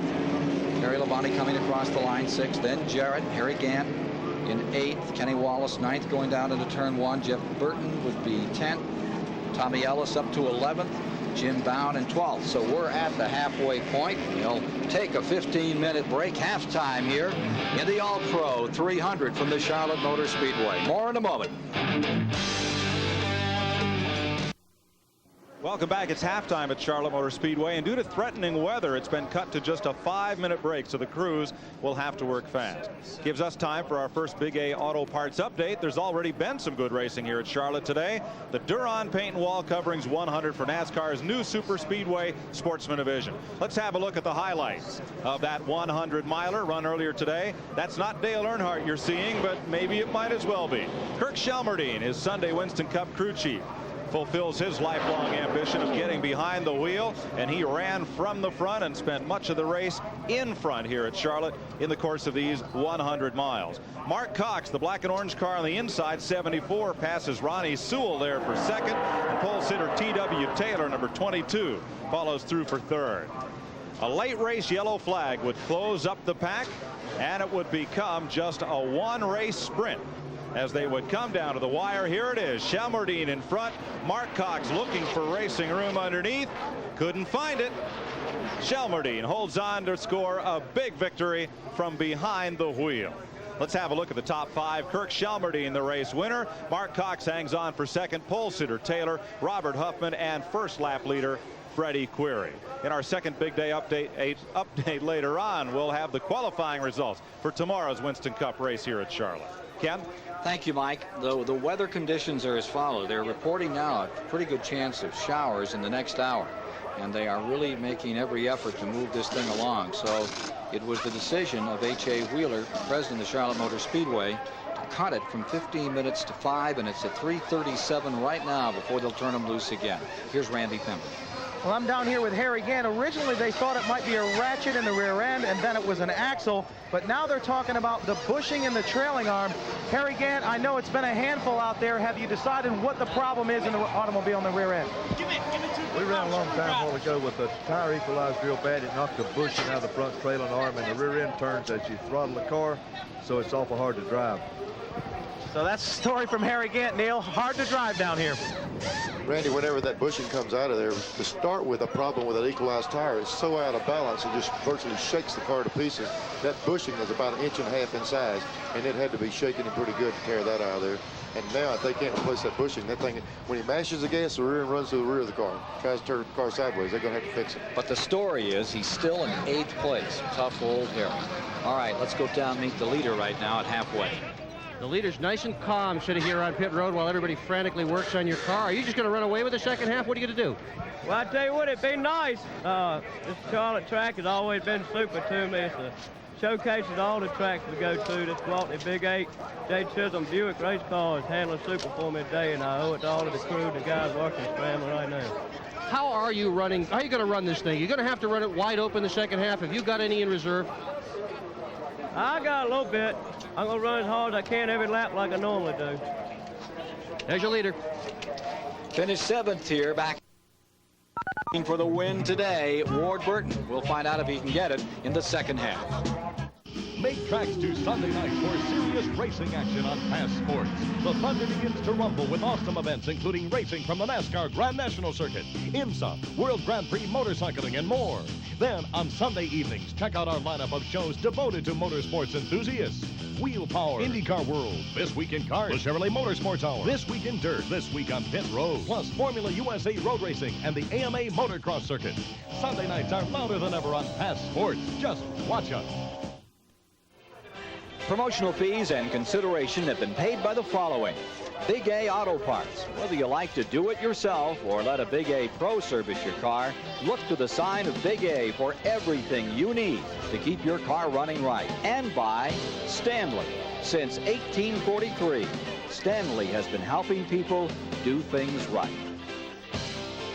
Back with you once again at Charlotte. We're just down to the final moments before they crank them up and bring them back around, get ready to go. There you see the countdown before they send them down pit road and back into competition here. 15-minute intermission, cut down to just 5 with weather in the offing that doesn't look any too pleasant at the Charlotte Motor Speedway today. They say the rest of the weekend looks grand, but there is a chance of showers this afternoon. So to make sure somebody graces that start-finish line with a real 300-mile winner, they're kicking those cars off pit road right now with Ward Burton out in front, the dominating car in the first half of the race. 7 cautions in the first half. Might get a gander here at the Big A Auto Parts mid-race report shortly. You can see some of that weather beginning to develop. Let's have a look at the Busch Grand National point standings and let you know where these drivers are running in this race right now and what will happen as a result if this race were to end. Bobby Labonte came in here with a 7-point lead. He is way back in 26th spot. Kenny Wallace came in just 7 points in arrears. He's in good shape. He's in 9th place. Jimmy Hensley currently posted in 14th position on the racetrack. Joe Nemechek's had problems, been involved in those wrecks. He's back in 23rd. Chuck Bound wrecked up his car. He's back in 29th, and the man behind him is Robert Presley. He's in 27th place in the race. So among the Pointer sisters, only Kenny Wallace having a real good day thus far. The Pointer sisters. All right, well, we'll see how they come out before this one's over. Bad day for Labonte. So far, Wallace just hangs in here and keeps taking those points down, and that's all important to him as we get set for the second half of the race. Field just about ready to roll out behind the pace car. There you see work continuing on Joe Nemechek. Now that looks like something you'd see over at Montgomery on Saturday night, that kind of work. Here's Randy Pember. Well, I'm down here with Joe Nemechek. This has been unbelievable what the team has done to this automobile. They have taken the nose off of Tom Peck's automobile. Of course, this car is a Chevy. Tom Peck's is an Oldsmobile. They've got straps running across the car, tape. I talked to Tom Peck briefly. They offered them the nose of this car, and now Joe Nemechek is going back out. But I've got a feeling that that is really going to cut down on some airflow into that automobile for the rest of this race. Neil Bonnet, what do you think? Is it difficult to drive? Of course, with the air coming through the car like that, it should be hindered. I tell you what, Randy, it's going to be a handful, and I'm not real sure that thing will fit the templates with the 2 different kind of body designs. That thing may take off like a sail. It may float around this racetrack. Here's Schrader's car sitting down there. You know, we noticed there was some damage on the left front fender earlier in the race, and whenever they were working on pit road, they were using a lot of duct tape. They said they couldn't do a lot of body work, but I'd like to have the duct tape concession that went on during this 5-minute stop. There we see over the top there. They didn't actually fix it right where the tire was, but they got the nose panel where it's a little bit more aerodynamic. Schrader was running in 2nd, 3rd place. If they helped it a little bit, he'll be in good shape. And Schrader Schrader is running third as we get ready to go again. Incidentally, Nemechek is running back in 23rd as he continues. Remember, he's in fourth in the points, trying to stay in front of Chuck Bound, so it's very important he stays out there. I'm not sure if it runs faster than it did before. It's still going to be hard to get that different body design nose approved on that car. Okay, we're just about set to give you a Big A Auto Parts mid-race report here. Here you see the story thus far. Lead changes 5. It's been pretty much Ward Burton's race from the outset. And the average speed just 109 miles an hour. Really slow out here. And that's been created by the fact we've had so many cautions. 7 of them, total of 32 laps, and 9 cars have retired from the event. As we take a little look deeper into this Big A mid-race report, out of the race, Morgan Shepherd on the very first lap. Hut Strickland right after that. Dennis Setzer, who had such high hopes. Jack Sprague, who had qualified so well up on the outside of the front row. Dale Earnhardt, if you just joined us, thrown out of the race. They said that he was rough riding when he hit Phil Parsons, so he was sent to the showers. Davey Allison's car retired, and there's more to this list. Bob Dotter, the Chicago campaigner, is out. Ed Barrier's number 33 no longer in the race. And that Carolina Ford car, number 1, Jeff Burton, has gone away. Now, here are the lap leaders. Ward Burton dominating that first 45 laps. Gant took that lead under caution. Then Schrader just drove up through. Michael Waltrip made a great maneuver. He took the lead for 1 lap, and would you believe it? It was just 1 lap. Ernie Irvan came right back, shot him down on the inside, and then Ward Burton, after that caution period, been back in 6th or 7th, motored right on up through and just took off, leading at the halfway point. Ward Burton needs to lead the next 5 green flag laps to pick up the $10,000 bonus for the halfway mark. Now, the halfway report came down with a caution flag on the track, so you've got to lead 5 green flag laps to collect the $10,000. That's so right. These next 5 laps are crucial to Ward Burton to pick up that extra money. $10,000 is a big deal to a Busch driver. That's what a lot of the races pay, so that halfway mark is pretty important to him. Ken, these guys were so busy on pit road, I don't think the crews actually knew that they cut it back from 15 minutes to 5 minutes. They've been so busy. I don't know if they knew it was the weather. They just thought that was a fast 15 minutes. It keeps you plenty busy, I'll tell you that. All right, coming back to the line, and here you are riding with Bobby Labonte once again. And Budweiser in-car camera, keeping you up to date on what's happening. As you watch the 44, remember that he is in 26th position. He was caught up in one of those early incidents. Got the car sawed off on the tail end, beaten up on the nose. He is showing only 88 laps complete, while the cars running in the lead lap, of which there are 19 of them, have completed 102. That car directly in front of him that we can see through his windshield is the 8 car. That's David Green. He was in that wreck on the front stretch. He's leading in rookie points right now, so he wanted to get back out there to get a good finish in today. I also see Chuck back out there. You know, he said he thought the car was used up and they wouldn't be able to get it back, but that's just a good indication. These mechanics are capable to do a lot of work, even to a car as severely damaged as that was. They do. We see a lot of sheet metal damage, like Steve Grissom's out there. Bobby Dotter's been out there. But the crews put the cars back together and do a good job with it. Coming to the line, Burton in first, Darrell Waltrip second, Schrader third, Ernie Irvan fourth, Michael Waltrip is in fifth, 6th is Terry Labonte, 7th Dale Jarrett, 8th is Harry Gant, 9th is Kenny Wallace, 10th Jeff Burton coming to the line. Then at 11th, it's Tommy Ellis. 12th is Jim Bound. 13th, Todd Bodine. 14th is Jimmy Hensley. 15th is Tom Peck. And the number 49 of Shawna Robinson is in 16th. And Jeff Purvis 17th. On the break, second half underway. Remember, 5 laps in front. Extra $10,000 for Ward Burton. Waltrip trying to take it away. Maybe it's show and tell time. I mean, Darrell has been sitting right there with the lead cars. It's going to be interesting here to see if Ward Burton can just pull away and take that $10,000. There's one.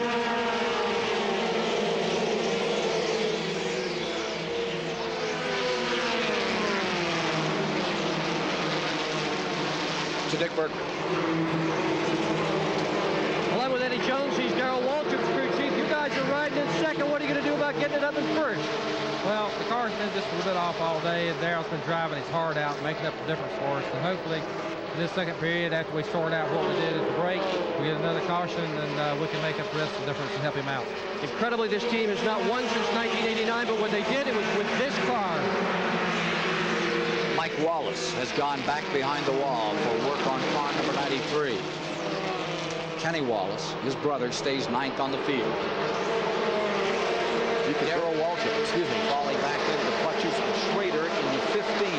Taking a look, this was the complete rundown on the field as we came to the halfway point. This was how they were running at halfway. Excuse me, Neil. You can bet that just like that Wallace car, they'll try to get that car back out of the garage and get it on the track, because that puts the car in between Kenny and Labonte.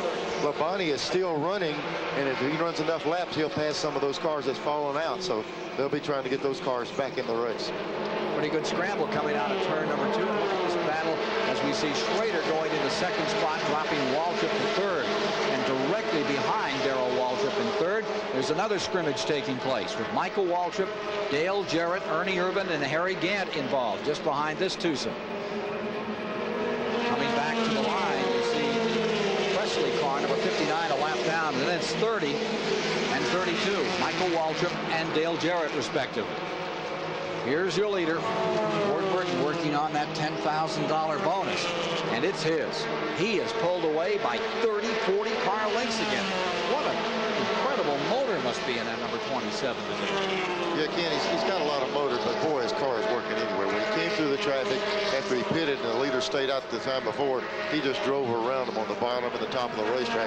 They just got the car working all the way around the racetrack. That's a $10,000 clap right there. They finally made that 5 laps, and they just collected $10,000 and celebrating in the pits.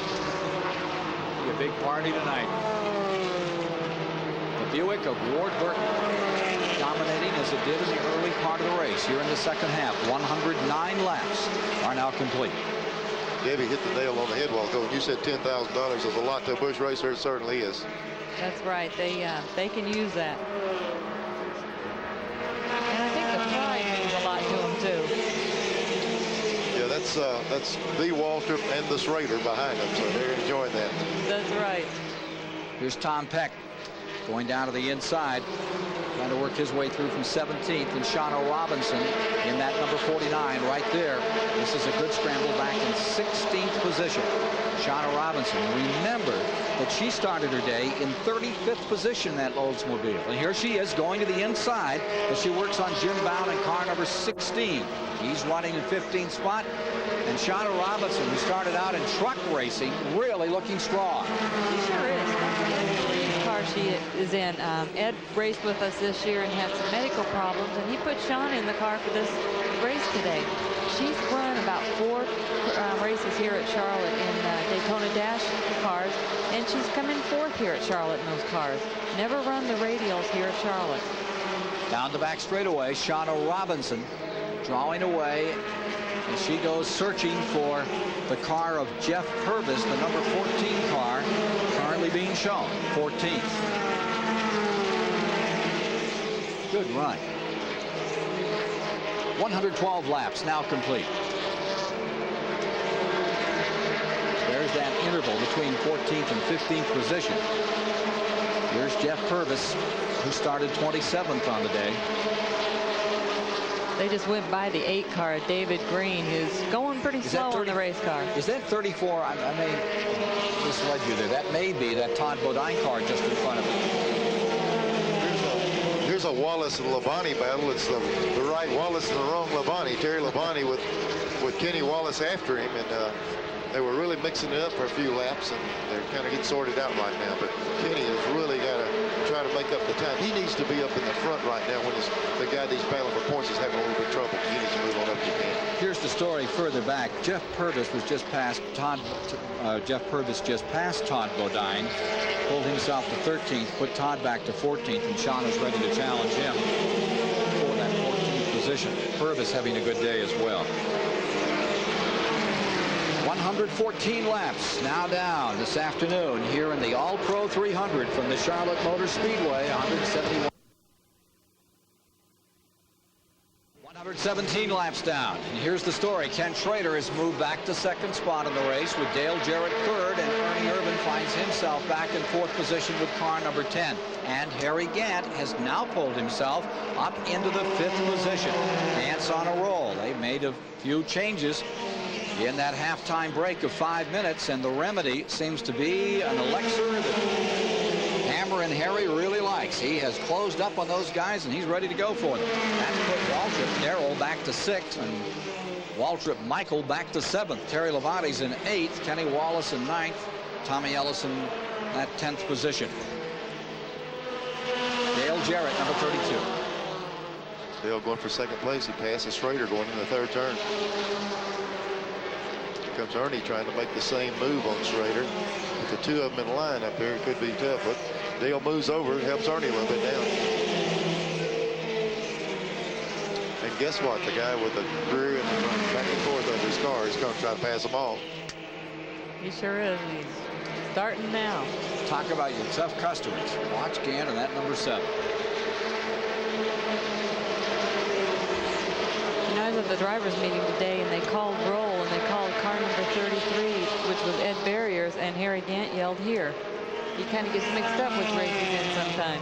There's the leader, and the advantage is overwhelming on 40, 50 car lengths now.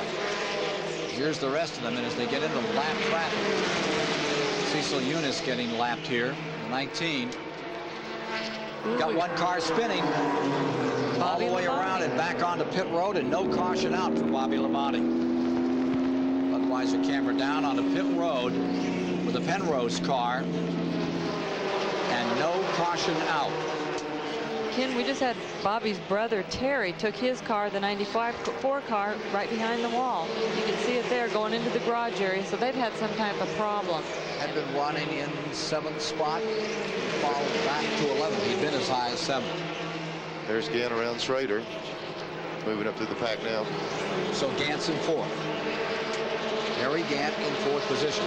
There's that spin. That's just the aerodynamics aren't working, and Bobby's got too much of a handle. Ken, I'll tell you, he doesn't have anything going for him on the back of that race car. The rear section of these cars is what holds the rear wheels down aerodynamically, and he doesn't have anything to work with back there. Sure like to know how they feel about car number 7 right now. They've got to be feeling a lot more confident in it before that halftime break, as number 7 Gant has only Ward Burton, Dale Jarrett 2nd, and Ernie Irvan 3rd in front of him. You know, even though it looked like Bobby was going around the racetrack really slow to us, Neil, his speeds were up there a lot faster than when we drive on a highway. What happens, he knows how critical the point situation is, and he runs a little faster, a little faster. He said, well, I believe I can go a little bit more, a little bit more. He just found out where the gauge was at. That's a little bit too much. He came to his limit.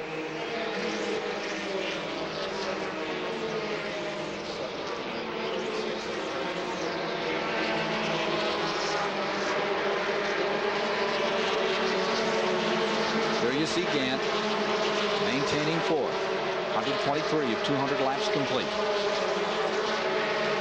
Gant going for 3 in a row.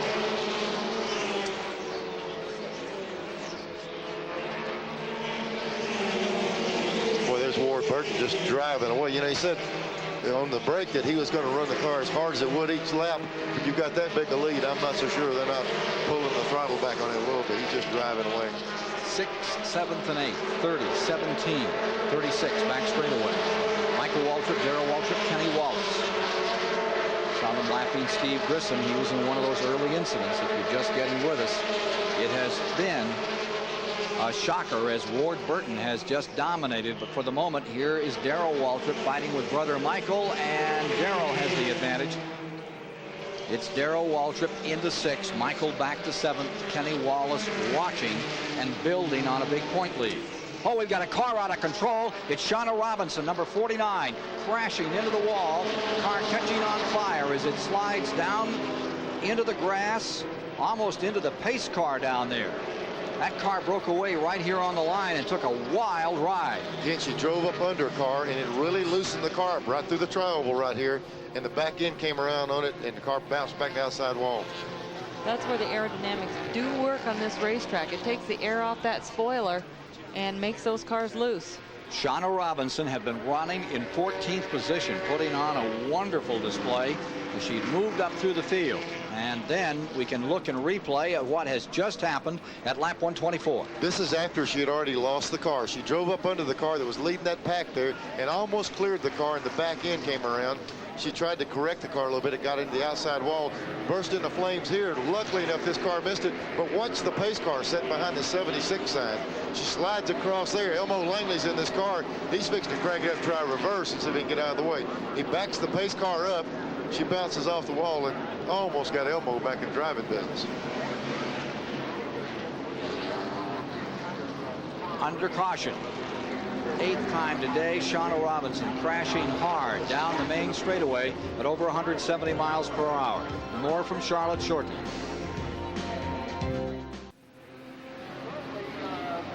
Pit road remains closed here at the Charlotte Motor Speedway. Working lap 127, and they're cutting off the roof. They've got the jaws of life out there. Shauna Robinson, who crashed, is being taken from that car. She is still in the machine at this moment. Ken, don't let that concern everybody so much about them cutting the roof off. Charlotte is one of the safest places now, since a lot of accidents happened in the past. Those safety vehicles have some of the most modern equipment and some of the best doctors in the sport, and they will waste a race car to take any more chance they can with the driver. So a lot of times here they're going to tear up a race car when there's not a need to, but that's the best way to do it. And nobody knows better than you. Yeah, I've been at the top of a few of them, but since some of those things happen, Ken, they really put a lot of emphasis on taking care of these drivers. Let's go to Randy Pemberton and get an update on the Harry Gant car. Well, I talked to Chris Courier, the crew chief, and they said that if the 27 car comes in, then they will come in. But evidently they're playing their strategy out. They're going to do what the leader does. And also about that problem they had with the rear end bushing, they did not get to change that at halftime. Evidently it's still like it was, but Harry Gant is sure driving the heck out of that race car. After you drive a car like that and you learn the characteristics of it, kicking the rear out, going in the corner, standing in front, going to the right, Harry is probably capable of compensating for that. He knows when he lifts the throttle, he's got to turn the wheel to the right a little bit. He knows when he stands in the gas, he's got to turn it left. It gets his timing down, and then he can almost drive the car as good as it was before it. He's having to work a lot harder to run the same speeds. Still see them working to get Shauna Robinson out of that car, which crashed just before the start-finish line. Got out of control there. And Neil, as you saw it, it was a second car when it got started. Then she was away on her own into the wall. Just before this happened, she was making a lot of gains coming up through there, and she was passing the car. Here they are. Looks like they're in a position now to get her out of the car. She's out of the car, Neil. She's standing on her own. They do have a neck brace on her, but that is Shauna standing there in the yellow uniform behind that fireman. She's the daughter-in-law of David Pearson. She's married to David's son, Eddie.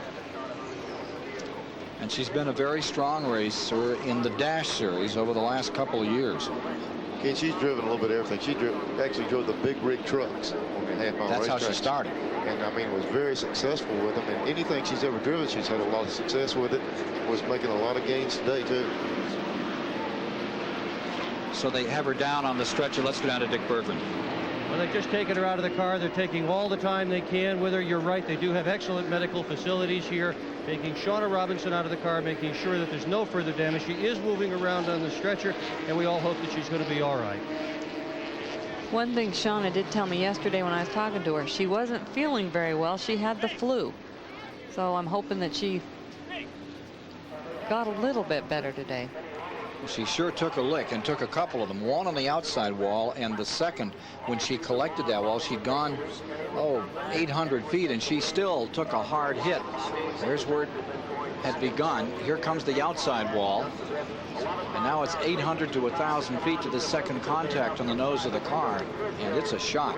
Ken, the worst thing that can happen in racing is right there, that fire that comes out. And luckily enough, with this car spinning these 160s, 180 degrees around and around stuff, it's going to try to wipe the blaze off of the car. Thank goodness that when it hit that last time, it almost put the fire out. They're loading her in the ambulance now. Hopefully she's okay. Shauna Robinson, who had a great run today, she had moved up through the field to the 14th position when this incident took place at lap 124. That has put us into another caution period. Pit road is some activity down there now. Here's Harry Gant coming out. We've had 8 cautions thus far, and we're going to set a record for the slowest 300 in history. About 104 mile an hour average, and the old mark was about 116. Phil Elliott with his car here's Labonte's car going back out. They continue to work on it, trying to get a little bit better. On this round of pit stops, Ward Burton didn't pit. Gant, Schrader, Waltrip, and a bunch of the guys did. They need some help. You know, they needed the new tires. Maybe the 27 car doesn't need it, but the other guys didn't have much choice. So they got to find some advantage to try to even the score with. Hey, folks, what's going on here? Here we are, going 104 mile an hour average with these guys who've had so many great races this year. The slowest race prior to this for the 300 was 1976.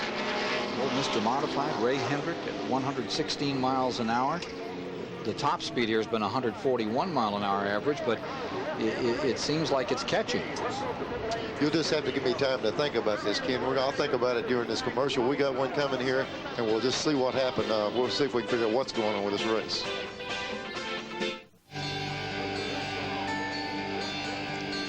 .132, 200 laps complete.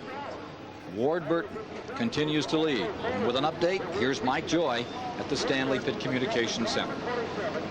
Ken, tomorrow, the Mellow Yellow 500 for the Winston Cup cars, a new track record in qualifying. Let's have a look at that record run. Mark Martin broke the deadlock with Alan Kulwicki for most poles this season as he notched his 4th. His 17th career pole position and the 9th time that it'll be an all Ford front row this season. Martin ran 176.499 miles per hour to topple Alan Kulwicki's 3-year-old qualifying record for this race. Martin said, "We were going to go fast unless I wrecked." For the 3rd time in 4 weeks, Davey Allison got bounced from the pole early in qualifying to the outside pole. Here's how they'll start: 3 Fords in front of Irvin and Schrader. The circuit's last 2 winners, Earnhardt will start out back in 15th, and Harry Gant was Mr. September, but this is 1 month later. He'll square off from 17th starting position tomorrow. And Ernie Irvin, after he made that run, banged up that race car. They went out in a big group, and going down in the 3rd turn, he was actually leading the pack of cars, and the back end broke loose, and boy, he bounced it off the wall, and they had to pull out the backup car out of the truck. Which means that'll put it in the back of the pack when they come out here. Qualified 4th, but he'll still have to come out of the rear if he had to switch cars. The number 93, Mike Wallace, is back on the track. We're getting ready to go. It seems to us that 27, Ward Burton, did not take a pit stop opportunity here. Strange? Ken, he was the only guy that on the track that did not pit. If we stopped at the halfway mark, there's no way he can go the rest of the way. But I guess he thought the car was so strong he didn't need the tires. Everyone else has new tires. This is probably Phil Parsons' best chance to get that lap back. He's been trying all day because he does have fresh tires on. So hopefully he can get by Ward Burton. 2nd place is Kenny Wallace, and he's going for the lead. We might be seeing the advantage of the new tires over the old. Here comes Ward right back on the outside, but does it stick in the middle of the corner? Kenny's car really wiggled around, got loose. Here comes Dale Jarrett right to the bottom. These fresh tires make you feel awful frisky when you start. I can't believe how that car sticks. I mean, he's run all this distance on those tires. It just keeps driving away. Can you tell us more, Randy Pemberton? I got Rick Wren here, the crew chief. Rick, you decided not to pit. Everyone else pit, put on right side tires. What's your strategy? Well, we just thought we'd go to about lap 150 and catch a caution right in there, can of gas and fresh tires, and just have a shootout from there. Are you going to be able to lose some ground here because you don't have fresh rubber on the right side? We might lose a couple of spots. I don't know. We're pretty quick. It's going to be close to 32 cars running awful good. What they're hoping for is that it'll even itself out over the course of a few laps. Of course, that the tires eventually even up on these race cars. On the Busch Grand National Circuit, he's looking for his 1st ever victory, 3rd at Dover. His personal best. He's at a pole, but he's never had a win. So he's trying to steer down all the way to victory lane. Well, here he is now being cut down to just 2 or 3 car lengths by Dale Jarrett. Ward Burton in front. There are just 4 Busch Grand National events, including today, to the end of the season. Is there a feeling of desperation in making that first win in your career yet, Ward?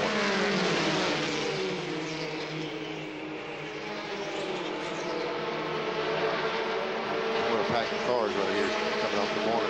Yeah, that's Tommy Ellis. You know, Todd Bodine up there. He's the one that had his car all rearranged, and he's running good out here. We'll get back to that Ward Burton answer in a moment. Here he is, still slugging it out up in front. Dale Jarrett in that 2nd spot. In the 3rd spot is Kenny Wallace. And up to fourth comes Jimmy Hensley. And there's Dale Jarrett with those fresh tires. Really put, this is the most heat we've seen Ward Burton have to take from anybody. What he's got to do is try to stay there. Each lap, Dale should go away a little bit. The hotter the tires get, it'll equalize it. But while they're cool, Dale's going to be able to make a run at it. They seem to be able to go for, like I say, a few laps, then they level off for several laps, and then they start to drop off again. They should be up pretty quick here. Take a look at this one. Kenny Wallace is into third, and here is Jimmy Hensley in fourth, and what a run Hensley has made. Jimmy started the day back in 25th, and he's worked his way along. Hensley, who is in the point standings, third at the present time, trying to get a good finish, running just in front of Harry Gant, back in that fifth spot. Behind him is Ernie Irvin, the 10 car, running in sixth. Then comes Bodine fighting with Walton. Great slugfest here. Hensley on the outside, Gant on the inside. 4-4. Well, I tell you, when you have a car with the problem Gant has right now, with a back end, rear end moving around another car, he's trying to outguess where it's going next, and he's pretty well got that thing figured out now. And he's out muscling everybody too, which he has an abundance of. He's sure putting on a show here today at Charlotte, North Carolina, in the $380,000 All-Pro 300. Back to the line. Here's Gant closing down, moving in to challenge Kenny Wallace for third. That's Dale Jarrett falling to the inside of the racetrack. He was in second place. He's pulled over to the inside. He's got big problems with that car. He's going down the back straightaway on the inside now. The leaders are pulling away from him. Here he is. He just dropped coming off fourth turn. He pulled inside and fell off the pace. Seems like the car is still running. He might have lost a cylinder. 16 cars were running in the lead lap. This will bring it down to 15 as Dale Jarrett, who had started 10th, pulls onto pit road. Here's Dick Berggren. And his problem is a tire. Apparently the right rear has just been cut down. Jarrett was almost assured of a second. It seemed it might have even run Ward Burton down, but not going at it this way. Here, time is all important. Will they get back out again before Burton goes by and they lose a lap? They're going to change the right side tires, a little bit of fuel in. Jack get ready to go down. Not quite ready, not the best pit stop in the world. And there he goes, and there goes Burton, and Jarrett's a lap down. Well, again, that speed limit on pit road, it almost virtually puts you a lap down. You got to come in slow, go out slow. Even a good pit stop, you're almost going to lose a lap down. Do you think they should be allowed under green to come in at regular speed, and then under caution you get that massive group of cars on pit road, hold them down? Again, it's kind of like running the interstate highway. When you come off the interstate, you don't realize how fast you're going. As long as they police pit road all day, green or yellow, they can control it. I don't think they'll ever go back to high-speed pit road. Let's get back to Ward Burton. There are just 4 Busch Grand National races remaining. He's still looking for that first win. Is there a feeling of desperation? Well, I've been desperate ever since the first Busch race I ever ran, but, you know, you can only do what your car lets you do, and the remainder of these 4 races, it's going to be tough, and we got a good shot at it here. We've finished 7th and 9th the last 2 races here at Charlotte, and I love this racetrack, and we'd have won some races a few times. I messed up a few times, accelerated stuck and stuff like that. But if I can stay right where I'm at, that Gwaltney Big 8 Buick will be running up front next to me. There's Ward Burton trying to win again for Buick out here. They only have 4 wins this season as you look at that interval, whereas Olds has 10 and Pontiac 8. And tying with Chevy at 5 if he comes through. We're seeing Dale Jarrett's car back on pit road, that number 32 in trouble. Here there are the leaders coming off the corner here. Ernie Irvin putting a little bit of heat on Kenny Wallace right now. And right behind him, Harry Gant. You know, Kenny Wallace needs to get used to this because he's moving up to the Winston Cup next year, and these are the guys he's going to be racing with. Here's Jarrett on pit road another time. So with Jarrett in a second time, brings that number down. Cars run to 15. So putting 2 laps down. Battle for second place has Ernie Irvin in the 10 car, fighting with Harry Gant in the number 7 car. That is for third spot. There you see Kenny Wallace still very much in this thing and getting a big jump up in the points. And the reason for the big jump up is 42 cars started today. when you come to a place like Charlotte, it's a big blessing to win here because there's a lot of money on the line. But the problem when you're in a points battle, most races start 30 cars, 28 to 30. This place starts 42. A bad day here can kill you in the points. Now this field moves on to New Hampshire next week. I believe the field is 38 up there. We'll probably start 36 cars, 4 provisionals, 2 north, 2 south. The NASCAR North team will get a chance in that, so that will bring it up to a 40-car field. Trouble in turn number 4. We've got another car loose. It looks like Bound. That is Jim Bound and Michael Waltrip's car battles down pit road. Car spinning up there. I think was the 16 car.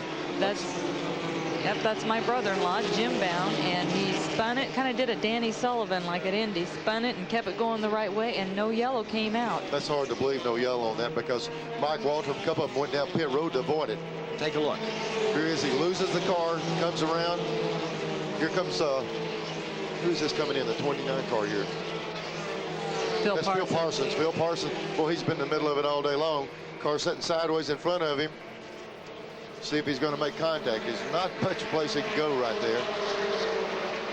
Looks like he cleared him. If anything, just barely tapped him and turned way to the left. And these 2 cars you see coming on the inside shot, 2 of them went down pit road full speed. There's Mike Waltrip going down pit road, and I promise you they wasn't running 50 miles an hour. Whoa. Here's another shot of it. Just barely clears him.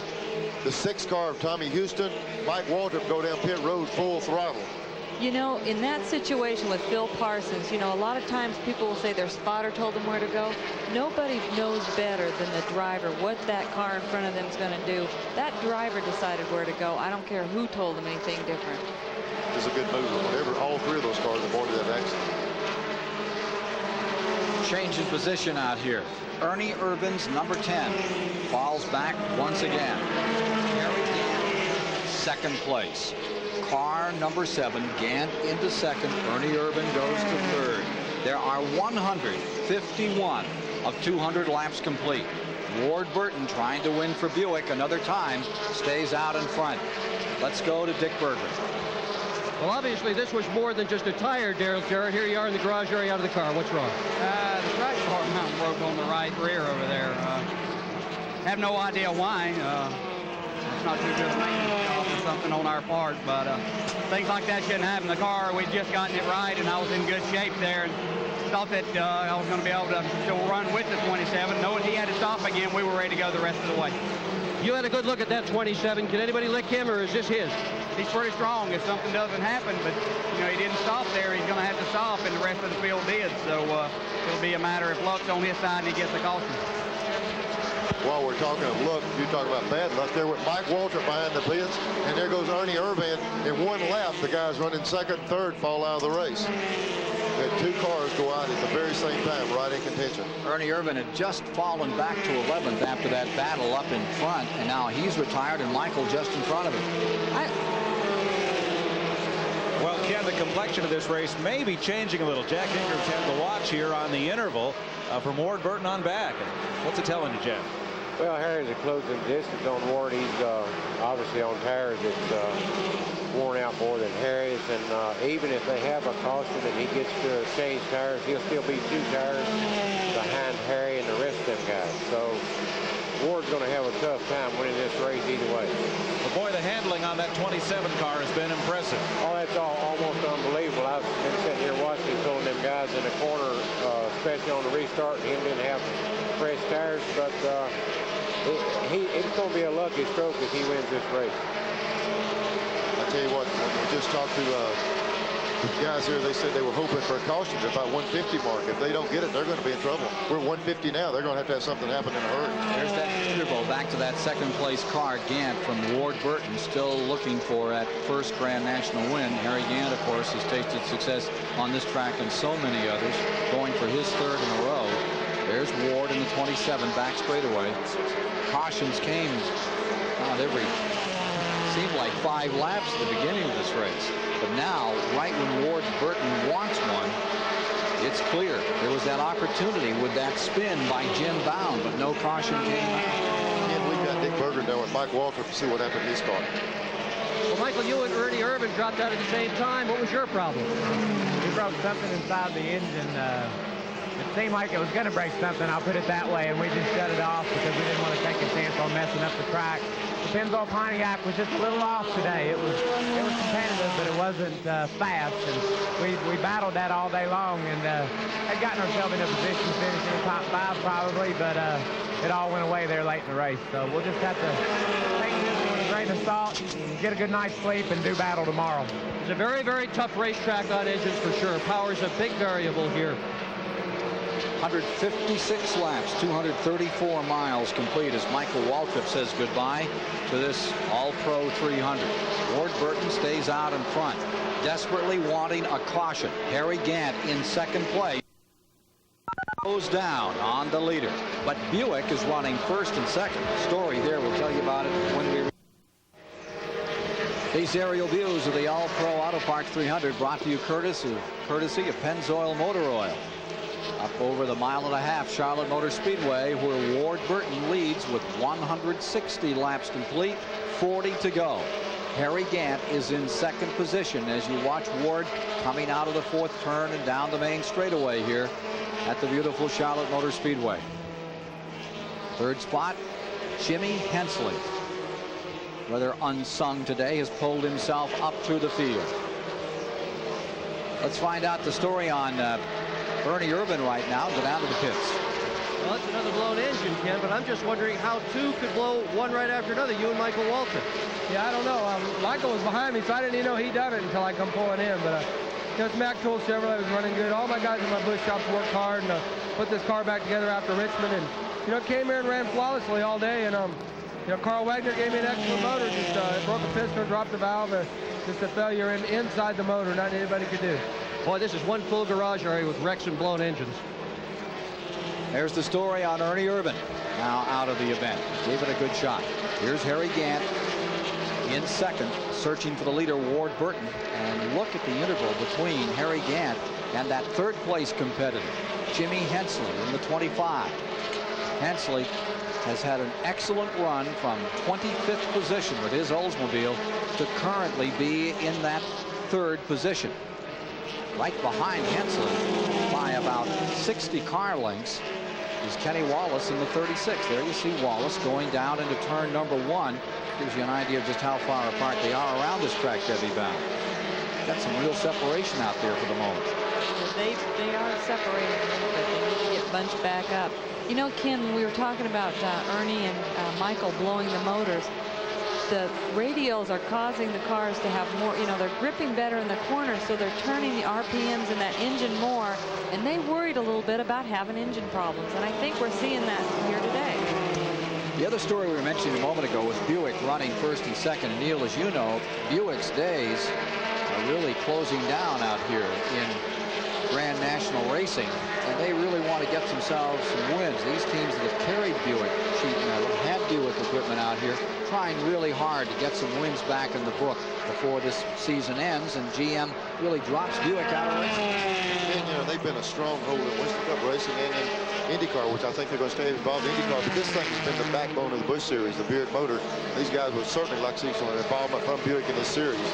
We were concerned, Ken, about the 27 car when he would pit. We sent our guys down there, and they won't tell us. They want everybody to guess. They're going to have to come in, and we're going to gamble on a caution. It looks like they might draw up a bad hand because it's getting close from time to pit, and they're not going to tell anybody until they have to do it. 165 laps complete, 247 miles are down. Now, since the halfway break in this race, they've got to be running a little light on the tank here, Neil. And are they as calculating as the Winston Cup people when it comes to this? Well, they're just going to have to gamble. They're turning the motors more. It's going to be close if they can. They're going to have to be getting in there with safety. When you run that good, you can't stretch it too far. Neil, I got an expert sitting right alongside of me can tell you how long they can run, Jack Ingram. Well, they can run a maximum of about 85 laps, but I'm not even sure that Ward can do that because he's been leading the race and running wide open. If he was running behind someone, you could possibly go 85 laps, but I don't think he can even go that far. Well, now hindsight's 20/20, but would you have stopped under the caution when everybody else came in? Oh yes, absolutely, because he had a fast car, and there was no reason he come from way back in the field early in the race and took the lead away from all the best, so there was no reason why he should have done that. So Ward Burton continues to run toward that pit stop. Well, we've got Jack here. I want to congratulate you, Governor Jim Martin, proclaimed today Jack Ingram Day in the state of North Carolina. That's quite a great honor in honor of your many years of stock car racing achievement. Well, it certainly is. That's why I certainly want to thank the governor for doing that, and not only that, everybody that supported me and the fans throughout my whole racing career. And we're happy to have you spend your last day behind the wheel with us. Thank you very much. I saw the medical hospital helicopter just leaving here. That was with Shauna Robinson. She is conscious, but they're taking her over to Cabarrus Hospital just to make sure everything's all right. But that's the evacuation of Shauna Robinson, who we saw crash in the last caution period. Is conscious, is talking. Things look good, but they just want to be sure. I think they're concerned about whenever they see a helicopter leave, but that's just standard procedure, Charlotte. They're going to give you the best safety care possible. Watching as Ward Burton zeroes in, getting ever closer to that first win. Hey, what a day this would be. They've had 27 races, 15 different winners in Grand National Racing. The record is 18 back in '88. They could break that record with what's coming up here. New Hampshire next week, finishing up at Martinsville, Rockingham. Pretty good chance that record might break. And Ward Burton is certainly one that can add to that if he can bring that Buick home. Well, consider this as we wonder about Ward Burton's crew's strategy. Everybody in racing says you need to be together a long time to make good strategy decisions. This crew is gone the third crew chief. The guy who's crewing it today is number 3. Burton is the second driver this year. So 3 crew chiefs, 2 drivers in 1 year. These guys have hardly worked together at all. They're really working pretty well right now, that's for sure. We're just being told that that helicopter is a second flight. That was a fan that fell off a motorhome in the infield. Shauna's already on her way. That's a busy helicopter outfit today. Well, I hope the fan's not hurt either, but I'm certainly glad to hear Shauna's okay. Spinning around out there, watching Ward Burton stepped off his mobile home in the infield, evacuating him. Everybody said racing was dangerous. I guess watching them is too. Here's Ward Burton at lap 71. Hey. Time is now. How much longer can this guy run out here? Well, they said maximum 85, you know, and we stopped at the halfway mark. He's got about 10 laps here to show us something. And I wouldn't think they would stretch. If they run that car out of fuel, they're going to have problems. If Ward Burton wins this race today, he'll only be the 3rd Busch Grand National driver to win it.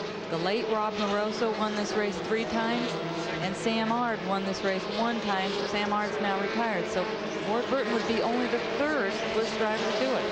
And it was Sammy Ard who won the fastest race at 141 miles an hour.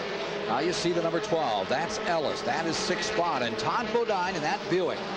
That's the car that got slapped in the wall out here the other day, and they put it all back together. What a run Todd Bodine. Ellis in the 12, the blue car, and Todd Bodine right with him. I tell you, Todd Bodine had a lot on the line. All the people that you sponsored that's on the car right there were in town. They were at the Speedway Club last night. They were talking about how they like racing, and they had to really do a lot of work to get that car back out here. He's going to salvage a good finish from it. And Kenny Wallace is running just in front of them. There's Todd Bodine's 34 in the tail end of that threesome. But Kenny Wallace in the 36 in 5th is about to be challenged by Tommy Ellis. Former Grand National champion Ellis in that 12 car. This is one of his best runs this year. Tommy Ellis hasn't been running on a regular basis with us this year, and he had to come up in the qualifying race just to get into this race, and he's made a tremendous run to the front. He's got a bunch of sponsored people out here today, wings to go, and he's hoping to go all the way with them next year to a championship. Closing in, moving down on Kenny Wallace another time. Wallace draws away. Wallace picks up 10 car lengths in the last lap as he holds on to 5th place. And Ward Burton tries to win his first Grand National race.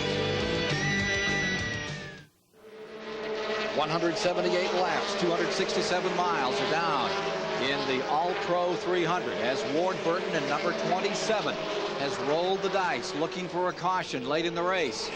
And to this moment, he's not getting it, and he's got to be running on fumes very shortly. He's got another 3 or 4 laps, and they've got to take that gamble and duck on pit road. Ken, if we're working off the numbers Jack Ingram told us earlier, we're talking about 5 laps, and he's got to come in the pits. Perry again is sitting there battling in a race car that's got a handful for him, and it's going to fall back in his lap. And you can see that interval from 1st to 2nd spot back to Gant. Now let's trail you back up to third spot with Jimmy Hensley, and it's a big distance. Back to Jimmy Hensley's number 25. That continues in third. Hensley could really make a move in the points today as he came in here in third position. We've really got to give it to Jimmy Hensley. You know, his crew has worked really hard all year, kept him in third spot, unsponsored car. Great job. Here's the number 15, Ken Schrader, that is maintaining fourth. And that's how they are positioned around this mile-and-a-half track as we get 180 laps into the book and 20 laps remaining. Ken, we just got word on the scanner. They said that they had 12 laps of fuel left on the 27 car. That puts it at lap 192. So there's no way he can make it, and he's got a short window for a caution. Take a look at how this race has gone. Just joined us, Ward Burton early on, looking for that first win. Harry Gant, after starting way back in 33rd, picked it up, came all the way up into the 11th position, then under caution assumed the lead. Schrader has had the lead some. Michael Waltrip, who just retired, picked it up for a lap in a caution period. Ernie Irvin came through. He moved in front as he got by Michael Waltrip out here on the racetrack. Ward Burton at lap number 72 took over and hold the phone. He's still there with that Buick. Again, I just watched Ward Burton come off the fourth turn, and the rear end came completely out from under the car. You know, you're talking about 250 pounds of fuel in one of these cars. He's down to probably 10 pounds of fuel. His car is also getting loose. We'll be back with more from Charlotte Motor Speedway and the All-Pro 300 and the gamble of Ward Burton following these messages. We're back with you. How close can you get and not get what you need? Here's the rookie, Jeff Purvis, in the Freddie Fryer prepared car. Up in turn 4. He's loose. He's out of control. He spins, but gets it all the way down on the grass. You can bet the 27 crew right now is hollering caution, caution, 1-1. But all day long, we've seen no caution flags when the cars get off the track like this. Jeff gets the car turned around and gets straight in and gets to moving, and no caution. The 27 is still in the same pickle. 186 laps are complete. 14 to go, and he can't go by the 92 mark, they say. Lap 192 without running out of fuel. When is he going to gamble and come in? Gant sits there well back, but at 50 miles an hour, in and out, Ward Burton's hopes of winning his first Grand National victory are diminished unless there is that caution. 3 in a row for Harry Gant. Unbelievable. As he starts off October just as he ran September. Yeah, and he's also battling his own race car that's not doing exactly what he wants to do, and he's just hustling. And there's the crew in the pits, and I'm sure they're second guessing themselves on their call right now. And they are saying now that they're going to run until he runs out. They're going to just keep him out there and keep him going. Mike Wallace just bounced it off the fourth turn wall. He's getting a lot of chances at it, but it hasn't happened. Mike Walter just hit the wall. Let's go to Randy Pemberton on pit road. Well, this team all of a sudden stood up frantically and started running around. Yes, indeed, Ward Burton has indeed run out of fuel. They're waiting for him to come in now. I don't have a sight on him on pit road now, but he is definitely radioed in. He's moving the car back and forth. He is out of fuel. And he is on the bottom of turn number 3. It turned into a kamikaze run. It was a suicide run. They just decided to leave him out there. Harry Gant is now going for his 3rd in a row. Ken Schrader is taken over in 2nd, and Jimmy Hensley's having a great day in 3rd. Here's your new leader, Harry Gant, who started the day in 33rd, had to win the consolation to get in this race. Now out in front with 12 to go, and on pit road comes car number 27. That's got to be heartbreaking for him. You know, my goodness, to run like he did, you almost have to work to lose one. And it's hard to get them refired like this after they run out of gas. He could probably care less if they recrank. They've lost it. They're probably spraying ether right now in there on the carburetor now. Yeah, they spray it in the air intake. The boy on the front by the hood is shooting some ether in there. But when you run it as bone dry as they did, you got to fill up about 12 foot of fuel line, the fuel filters, everything in it. It takes a lot of fuel to take it back off. Lap down. And then some. Ward Burton. That leaves 8 cars in the lead lap. Gant leading, Schrader 2nd, Hensley 3rd, Todd Bodine in 4th, Tommy Ellis is in 5th, Tom Peck having a great day in 6th, Waltrip in 7th, that's Darrell, and Kenny Wallace is in 8th. Now, the other major story of the day is the 44 car that stays out here. It's being shown in 19th position, so Kenny gets a real shot at the points. And we've got a car spinning coming out of turn number 4. It's going almost into the grass both ways. No caution is out. Holy smokes, the 34 almost collected another machine and kept right on going. Car number 34 coming off the banking of turn number 4. It got loose and just couldn't get it back under control. And finally, Todd Bodine was able to pick it up. The 4th place car in trouble, and 27. We watch him on pit road. Now they've got it fired. Boy, I tell you, that's to have the fastest car, no doubt. I mean, undoubtedly the fastest car on the racetrack, and then have that happen. And you miss it by 12 laps, not with just a few laps to go, but a lot. That's got to be tough. What does that driver feel like, Neil, when he's sitting in the car and maybe somebody in the pits is calling the shots? You know, he's probably really pretty tough on him right now. Take a look. Here's Tommy Ellis right up on the back of Todd Bodine up here in 4. Good night, Nurse. Gets him turned around, and boy, I tell you, the car went down off the track and then went backed up right in the middle of the racetrack. We see him right here, headed down to the inside. Here's the scary part. And it goes down the inside, but then trying to correct the car backs up in the middle of the racetrack. And I think a car came by while he was in this position. Just barely missed him came around, finally made the move to the outside. And only thing I can figure, the yellow flag is stuck in the flag stand today. They haven't been using it very much. The 99 car. Now here's the other Burton car coming on pit road. Probably brand new. Oh, I tell you. I wonder if he ran out of gas too. Well, my contention has always been, if it's even questionable, put it out. Well, Jack Ingram called that stop. He said they could run 85 laps max. They ran 86 green flag laps and had to come in. Jack, I might send those 27 boys your phone number. Well, that it's kind of inexperience on the driver's part as far as that's concerned, and most probably the crew too.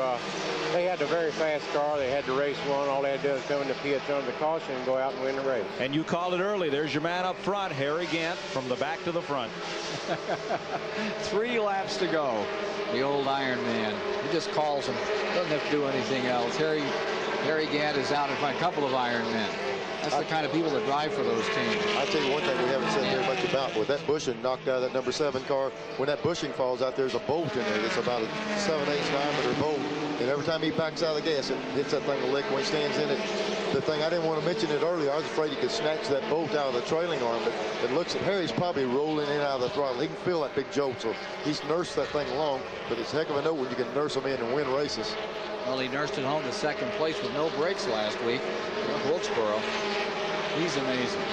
Just getting better at nearly 52 years of age. Back to the line and ready to lap Kenny Wallace. There he is moving in on the 7th place car. Kenny Wallace going a lap down. Relationship from 1st to 2nd. It's Gant in 1st. Now it's Schrader running in 2nd place. And there's the interval down the back straightaway up onto the 24-degree banking. And this one is Harry Gant's to do. Here comes Schrader in the 15 running in 2nd. And Jimmy Hensley is in 3rd spot.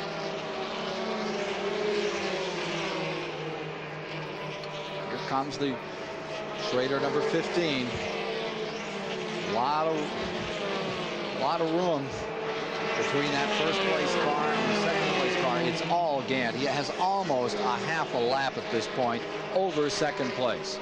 Remarkable return for Harry Gant into this event after having to run the consolation to make the show. He's been pretty quiet all week. He hasn't wanted to mix it up. I think he got a little taste of what Bill Elliott went through when he was on that big run. White flag is out on Harry Gant. Yeah, and Gant's car wasn't even competitive. Then he had to run the qualifying race, and we never saw him at the first race. He just kept working away at it. He said he was fixing to win this thing. If anybody can do it, it's Harry Gant. He's probably one of the most patient drivers out here in Busch Grand National or Winston Cup. Well, he set on this one, eased it home, and then his fortune of having a car out in front with a team that wasn't experienced to Super Speedway Racing. And they just fell on their sword in those last laps. It was unfortunate for Ward Burton. Had they made one stop there, they'd have been home. Ken, we just watched Harry Gant win this race, and he had Wilkesboro. Earnhardt would be the first one to tell you he had him beat last week. This would make it about 9 in a row, 8 or 9 in a row. So just to get that last week, he still is on a roll. I mean, second place with no breaks. As far as I'm concerned, he's still on a roll. Well, slowest record. He's on the roll in Busch Grand National. This is the 3rd in a row here. 3rd in a row happens at Charlotte for Harry Gant at an average speed of 115 miles an hour. He's won the All-Pro 300, and you'll meet him. Over 73,000 here at Charlotte Motor Speedway have seen Harry Gant just win his 3rd in a row. Victory at Dover, victory at Richmond, victory at Charlotte as he continues to knock them down. Picks up, they say, some $73,000 here this afternoon. He's in the victory lane circle of the Charlotte Motor Speedway. And let's go for our Big A Auto Parts Winner's Circle interview with a champion here at Charlotte on this Saturday afternoon. Boy, champion for sure. Harry Gant, what did you have to overcome with this car? Did you ever get it straightened out? Well, we had a right rear tire to equalize, and I ran behind, I was leading, and I fell back, and I tried to ride it out, which is not a good idea to do, but I tried to stay behind anybody in case it blew out, and, let everybody go by the 4 cars before that halfway mark.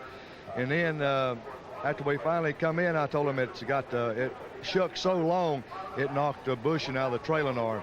And we let the rear end seesaw back and forth. When you go in a corner and let off, the rear end would run. As it'd run in, when you throttled it, it would run you out. It would start pushing, but the biggest thing was letting off. And the awfulest racket you ever heard in your life. Bang, bang, bang, bang.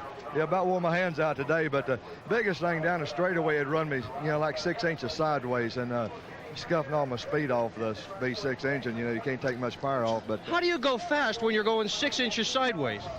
Well, I just hung in there. The car just handled good, and I thought it was going to wear my tires out, and the pit crew made a real smart decision to go ahead and pit, because in yesterday's run, we found out we could run 75 laps. We only ran 40, but we felt like we could have went 75 and not lost much speed yesterday. So today we come in at 25, and we only had 75, so we was in good shape. Your hand is not in good shape. Lots and lots of blisters. This guy has worked hard this afternoon. With a crippled car, Harry. Nobody quite liked Hammer and Harry at the end of this season.